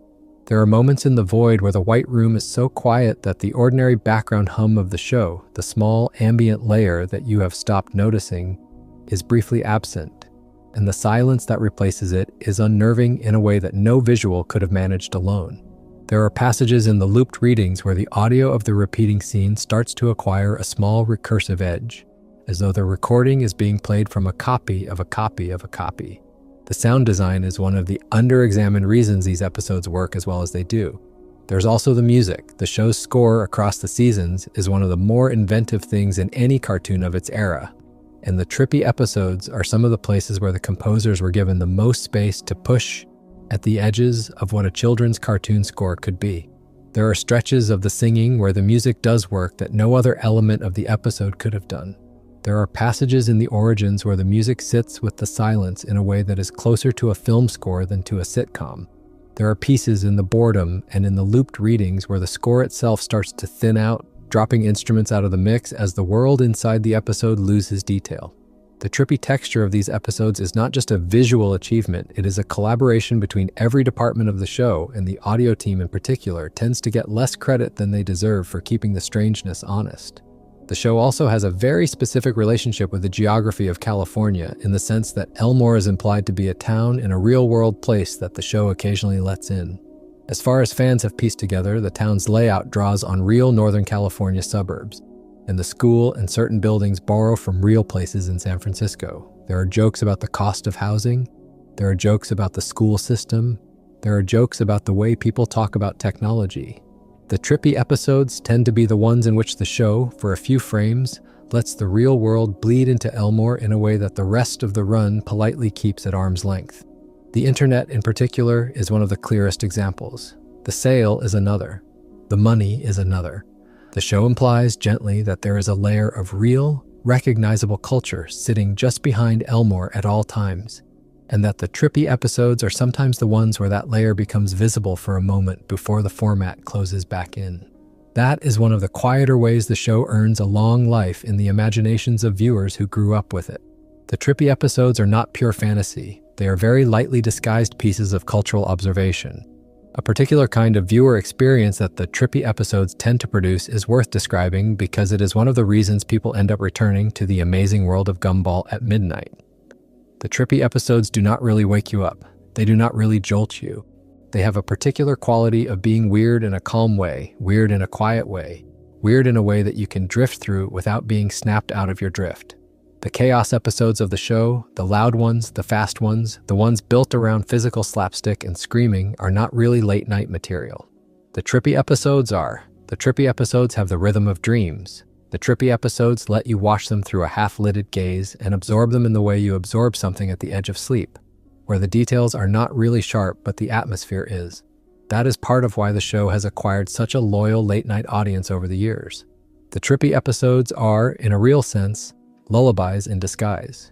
There is also the way the trippy episodes hold up under repeat viewing, which is the kind of test most cartoons do not pass. Most episodes of most cartoons are designed to be watched once and remembered as a single joke and then more or less forgotten. The trippy episodes of Gumball do not work that way. They reward second viewings, they reward third viewings, they reward fifth viewings. They have a layered quality that means there is always a new detail in the background, a new implication in a piece of dialogue, a new shadow in a frame, a new tension between the surface and the depth. People who watch the show as adults often find that the trippy episodes get stranger the more they revisit them, not less. That is a quality very few children's cartoons earn, and it is part of why the show keeps being talked about in spaces dedicated to discussing animation even years after the original broadcast. A particular set of episodes does not always show up on trippy lists because the trippy quality is so quiet and so domestic that it is easy to miss. The first season episode in which the family briefly tries to live without one of its members. The second season episode in which the school is rearranged around a single new student. The third season episode in which the kitchen, for a long sequence, is shot from angles the show has never used before and may never use again. These small format experiments tend to fade in memory because there is no high concept conceit to attach to them. No remote control, no void, no money, no compilation. The format experiments are part of the same body of work though. They are the show learning in small ways, how to bend itself. And they prepare both the writers and the audience for the bigger trippy episodes that come later. By the time the disaster airs, the show has already done dozens of small frame breaks and tonal shifts that have made the bigger experiment possible. The trippy episodes did not arrive out of nowhere. They were earned. There is also a particular relationship between the trippy episodes and the run of holiday specials the show produced across the seasons. Most of the holiday specials are conventional, they are cute, they are warm, they are exactly the kind of thing a network broadcast slot wants for that time of year. There's a quiet vein of strangeness in the holiday specials that the show occasionally lets out, though. And the most interesting examples of it tend to come during the parts of the year that are not really about the holiday at all. The end of the year specials in particular tend to let in a small note of melancholy, a quiet acknowledgement that years end, that things finish, that the family will not get to be exactly the family it has been for that long. The show does not press on this. The show does not turn it into a soliloquy. But the trippy texture of those specials, the way the light goes a little softer and the music goes a little slower and the dialogue starts to circle around things rather than land on them, is part of the same long-form trippiness that the bigger format-breaking episodes also live inside. The show, at its best, knows that not all strangeness is loud. There is the question, too, of what the trippy episodes have done to the wider cartoon landscape. The Amazing World of Gumball was not the first cartoon to break the fourth wall. The Amazing World of Gumball was not the first cartoon to play with the idea that its world was constructed. The Amazing World of Gumball was not the first cartoon to mix animation styles. What the show did, though, was to do all of these things at once, across a long broadcast run, with enough consistency that the audience came to expect the strangeness as part of the texture of the show rather than as a one-off stunt. The cartoons that came after, the cartoons that are still being made now, tend to operate in a world that has been quietly shaped by what Gumball got away with. The willingness to mix art styles, the willingness to let format break episodes coexist with normal episodes, the willingness to let supporting characters carry whole runtimes, the willingness to let the show acknowledge its own production. These are now common moves in modern animation, and Gumball was one of the shows that made them common. The trippy episodes are part of how.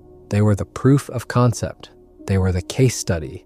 They were the argument that a children's cartoon could do this kind of thing without losing the audience.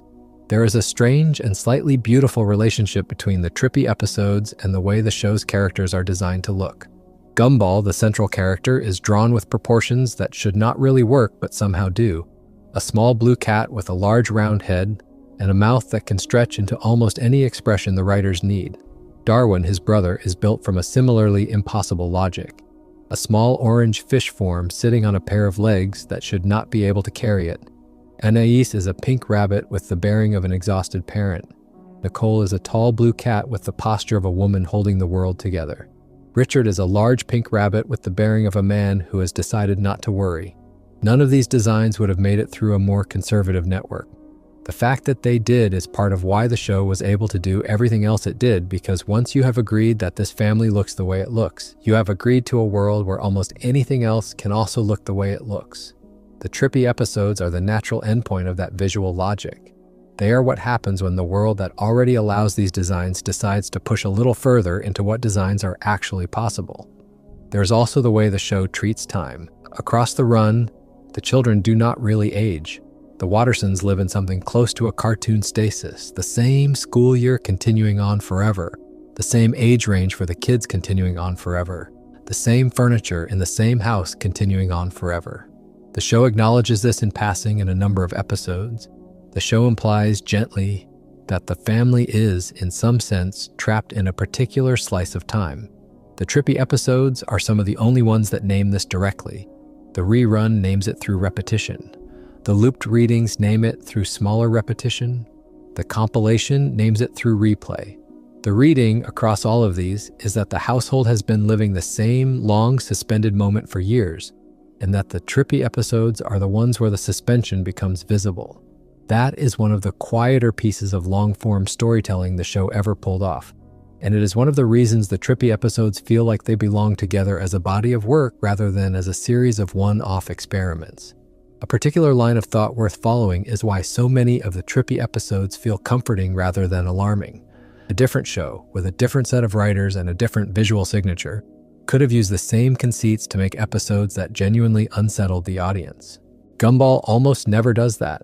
The format-breaking episodes, the time-bending episodes, the identity episodes, all of them tend to land somewhere closer to bittersweet than to terrifying. There is melancholy in them, there is strangeness in them, there is occasionally a small note of horror in them. They almost always also have warmth, though. The family is still the family. The brothers are still brothers. The parents are still trying. The episode ends and the couch is still there. The world might be strange, the world might be made of buttons and budgets and backrooms, but it is also the world the family lives in, and the show has decided, again and again, that the world it has built is worth the trouble. That is part of why the trippy episodes feel the way they feel at the end of a long day. They are weird, they are calm, they have a kind of gentle metaphysical patience. The patience of a show that has decided to think about big, strange ideas without ever quite letting the family inside them fall apart. Something worth saying about how the trippy episodes age relative to the rest of the show. A lot of cartoons of this era, even very good ones, tend to age unevenly. The jokes that were sharp at the time of broadcast can land flat 10 years later. The pop culture references slip out of recognition. The visual style starts to look like a particular moment in animation rather than a timeless aesthetic. The Amazing World of Gumball has not entirely escaped this, the way no show ever fully does, but the trippy episodes have aged with unusual grace. The disaster still lands, the void still lands, the money still lands, the choices still lands. The reason, in each case, is that the trippy episodes are not really anchored to a moment. They are anchored to ideas that do not really expire. Forgotten characters, constructed worlds, budgets running out, lives not lived, time looping back. The show was, in these episodes, dealing with the kind of material that does not become dated by the passage of time. It only becomes more interesting. The format-breaking trick of the disaster might look slightly more familiar now than it did at the time, because more shows have learned to do it. The underlying question of what kind of world the brothers are actually in does not look more familiar, it looks, if anything, sharper. Something else worth saying about the Trippy episodes connects to a real-world fact about the show, which is that the production team behind it has spoken, in interviews available online and in various documented behind-the-scenes pieces, about the freedom they were given to experiment. This is part of why the Trippy episodes are so consistent across the run. By the documented record, the writers and the animators were not working under the kind of network pressure that would normally squash this kind of experimentation. The studio behind the show and the network it aired on were broadly willing to let it be strange. That kind of institutional support is rare in cartoons, and it does not last forever. Part of why the Trippy episodes feel like a slightly self-contained body of work, a coherent block of weirdness running across a particular set of seasons, is that the conditions that made them possible were themselves a particular and slightly precious thing. The Trippy episodes are the record of a moment when a particular team was allowed to do a particular thing, and that record will stay there in the broadcast history of the show no matter what happens to the franchise from here on. A recurring image across the Trippy episodes is worth lingering on because it appears in different forms in different episodes and ties many of them together. That image is the doorway out of the void, the doorway into the game in the console, the doorway in the rerun. That is not where it was the first time the brothers walked through it. The doorway in the compilation that opens into a screen. The doorway in the pack that the brothers do not realize they are stepping through. There is something about doorways that the show keeps coming back to, and the way it uses them is, on a rewatch, almost ritual.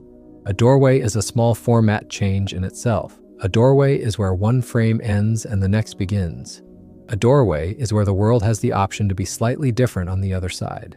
The Trippy episodes are, in many cases, episodes about characters who walk through a doorway and find that the room they entered is not quite the room they expected. That motif is one of the small, consistent threads running through the show's strangest hours, and once you see it, you start to see it everywhere. There is the question of what the Trippy episodes have done for the show's late audience. People who came to the Amazing World of Gumball as adults, often through clips passed around online, often through reaction videos, often through long-form analysis from the kind of person who watches a children's cartoon with the seriousness usually reserved for prestige television, tend to gravitate towards the Trippy episodes first. The Trippy episodes are the ones that show up in compilations of the weirdest moments in cartoon history.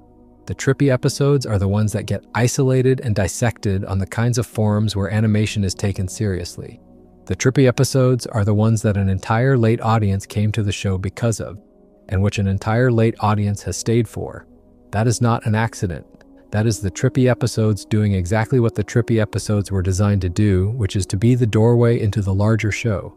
They are the format-breaking, attention-catching, impossible to ignore pieces of the run that announce, to a viewer who might otherwise have passed the show by, that there is something here worth coming back to.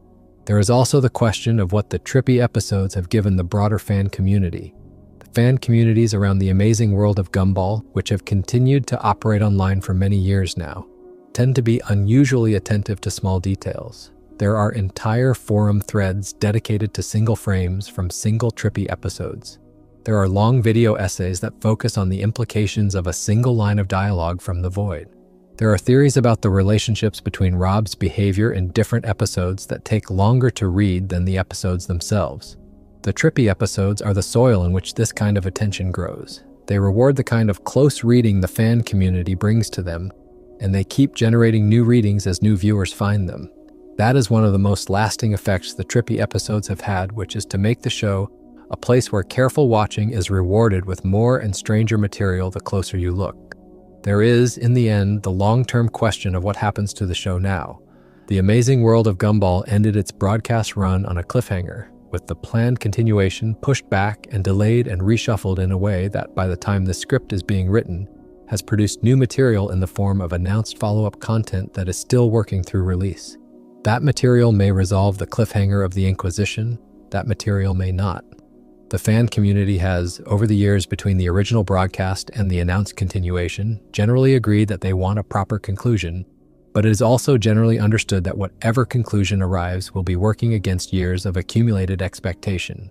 The Trippy episodes have, in a strange way, made the continuation harder. Because they raised the bar for what the show is capable of, they made the audience demanding. They made the audience attentive. They made the audience hopeful that whatever returns will be willing to be weird in the way the original show was willing to be weird. Nothing official has yet confirmed exactly what form the continuation will take, and the careful thing to do is to not predict it. The careful thing to do is to wait, but the Trippy episodes will be there underneath whatever returns, and the continuation will be measured against them. One more thing is worth saying before we wind down, and it is about the way the Trippy episodes function in the lives of people who watched the show as children and then grew up. There's a particular kind of viewer who first encountered the disaster or the void at an age when they were not really ready to understand what they were watching, and who carried the impression of those episodes with them through the years, returning to them later and finding that the impression had not faded. There are now adults who can tell you, in some detail, exactly where they were sitting the first time they saw the universal remote pause the world. There are now adults who can tell you which background characters they assumed had grown up alongside them, and who they only later learned had been in the void all along.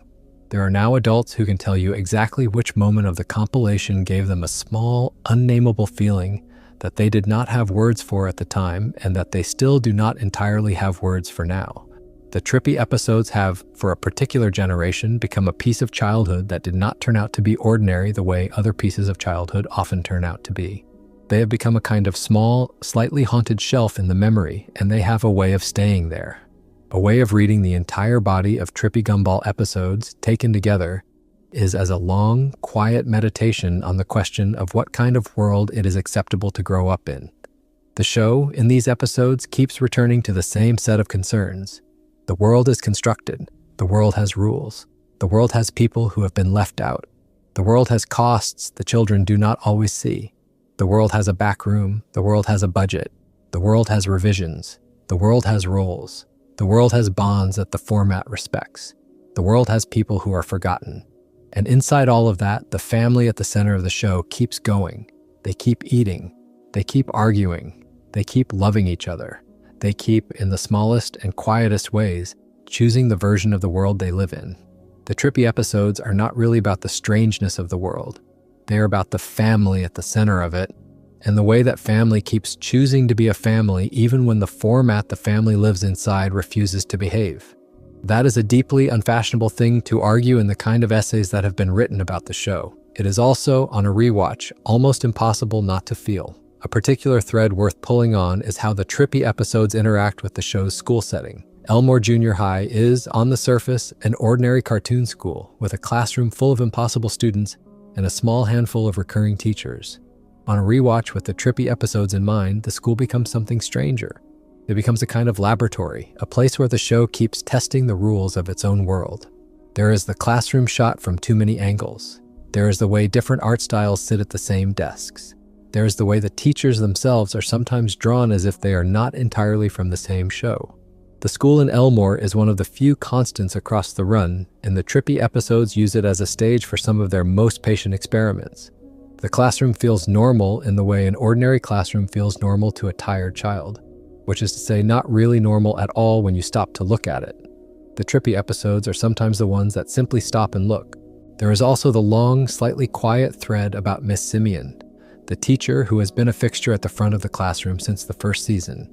Miss Simeon is, as the show implies through small jokes and recurring beats, considerably older than anyone else in the building.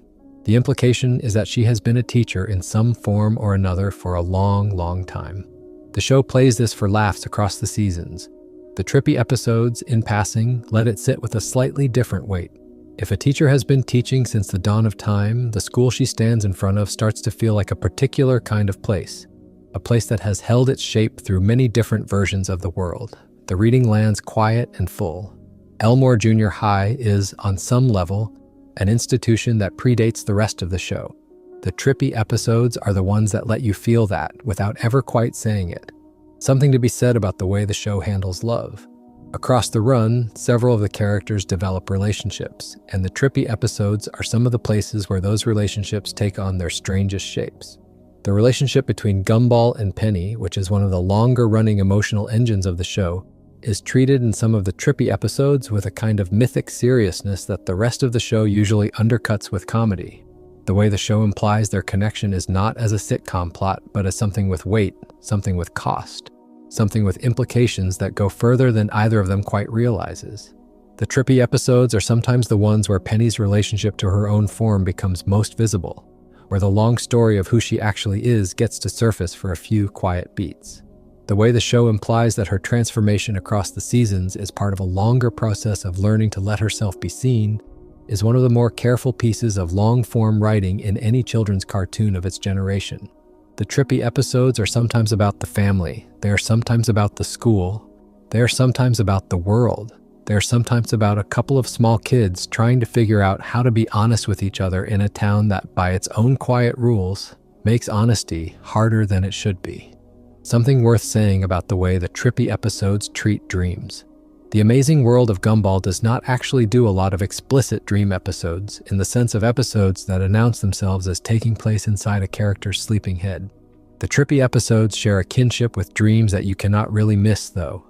The way the world bends, the way the rules slip, the way familiar people and places shift slightly under your attention, the way the audience is asked to accept changes that, in a different show, would require explanation.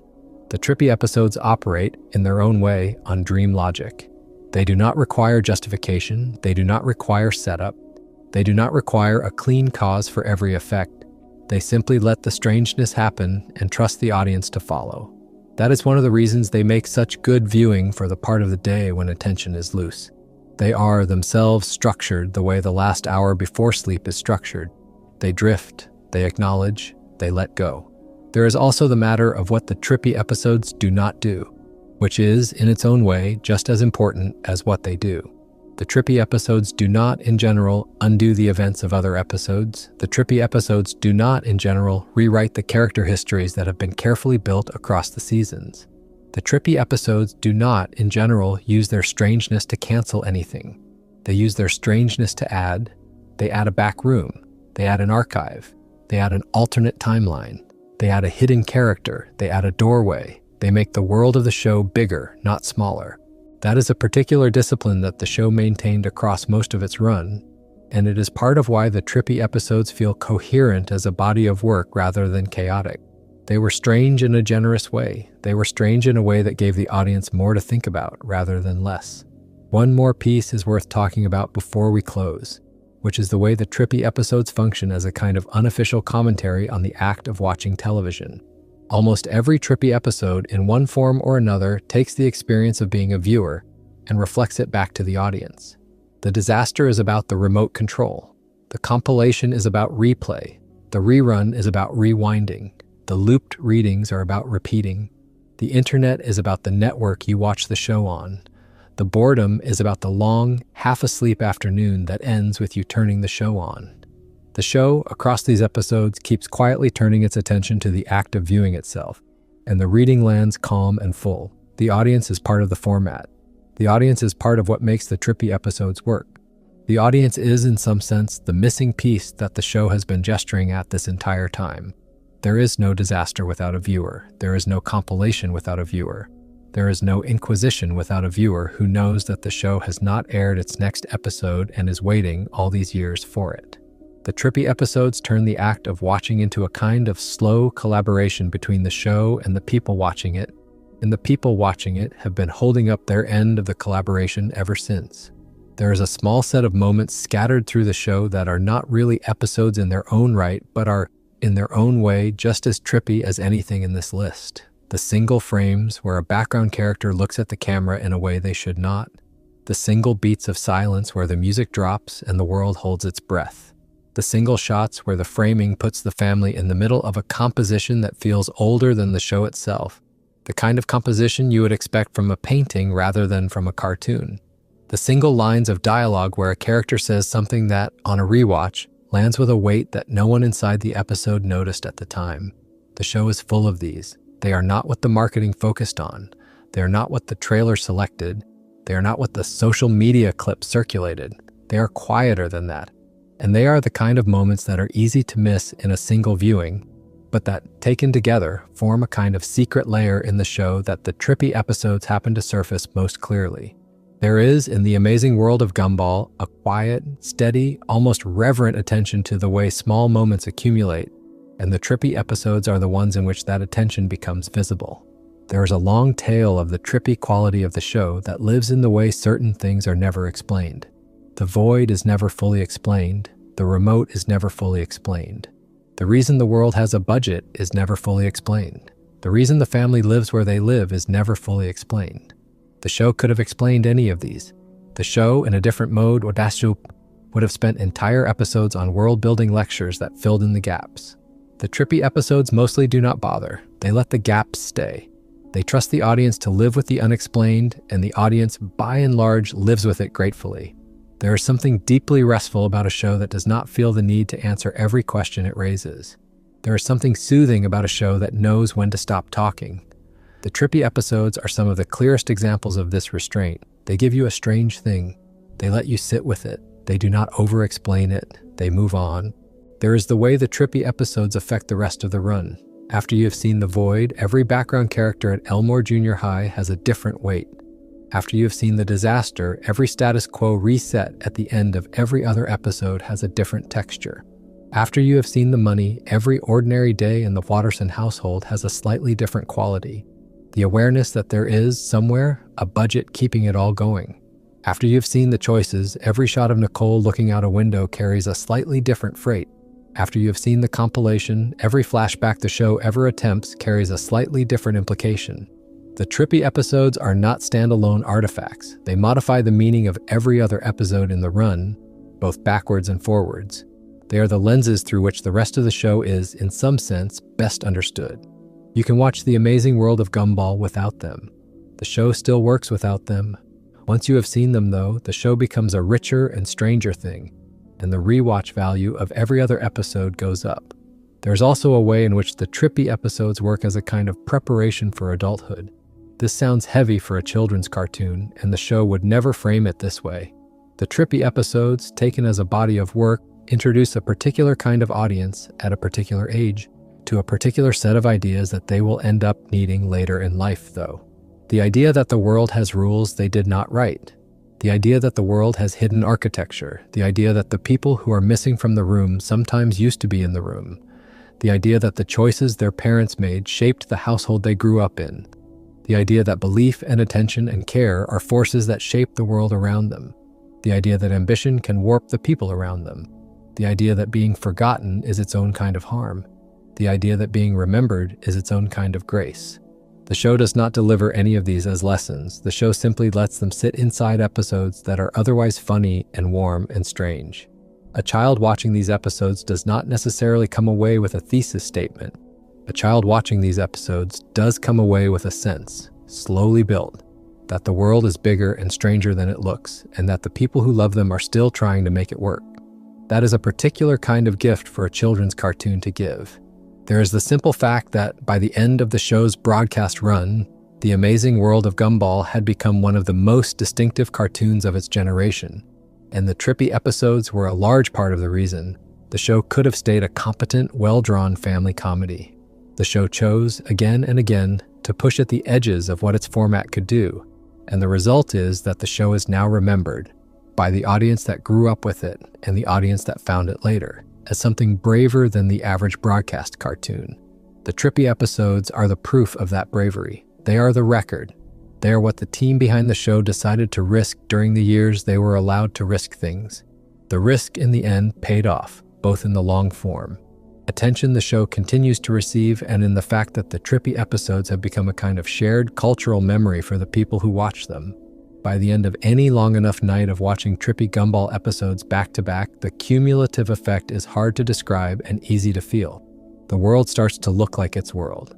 The household starts to look like a household built out of decisions. The school starts to look like an institution that has held its shape against time. The town starts to look like a place with politics and history. The void starts to look like a presence at the edge of every frame. The remote starts to look like a piece of furniture that could, at any moment, be picked up. The compilation starts to look like an archive that is still being added to. The cliffhanger starts to look like a door that is still waiting to be opened. The trippy episodes do this work on the audience slowly. They do not insist. They simply, in their calm and patient way, make the show feel like a real place. And by the time you are at the end of a long night with them, the world that you live in, the one outside the screen, has started to feel slightly more like a real place too. The trippy episodes, in their own quiet way, are a small gift to the act of paying attention. We have walked through a lot of episodes tonight, and we have looped in places around the same big ideas more than once, the way the show itself loops around them. The disaster and the universal remote, the void and the white room, the money and the budget, the origins and the long, lonely journey of the brother who built himself out of need, the choices and the alternate lives of a tired mother, the rerun and the day that keeps happening, the compilation and the archive on the couch, the Inquisition and the unfinished story that has been waiting at the end of the run for years, the singing and the family forced into harmony with each other for the first time, the sweaters and the family quietly suppressing something they have carried for generations, the founder and the hidden architecture of the town itself, the awareness and the small banana classmate pushed across a line he was never meant to cross. There are more we have touched on. There are more we have not. There are episodes we have left for another night because the body of Strange Gumball is by now more than any single video can hold. If you are still here, drifting in and out, eyes half closed, the show running quietly on the screen, this is a good place to start letting it all go for the night. The Amazing World of Gumball, at its best, is a show that understood the kind of attention an audience gives to a cartoon late at night. It built episodes that could carry that attention without demanding too much from it. The trippy episodes in particular were built, almost by accident, to be the kind of thing you could drift through and still come away with the impression of having seen something strange and worth remembering. That is a quiet gift, and the show gave it consistently across 6 seasons of weird, beautiful experiments. Whatever the future of the show looks like, whatever the continuation eventually turns into, the trippy episodes will be there, sitting on whatever streaming service they end up on, waiting for the next late audience to find them. They have a particular quality of being patient with the people who watch them.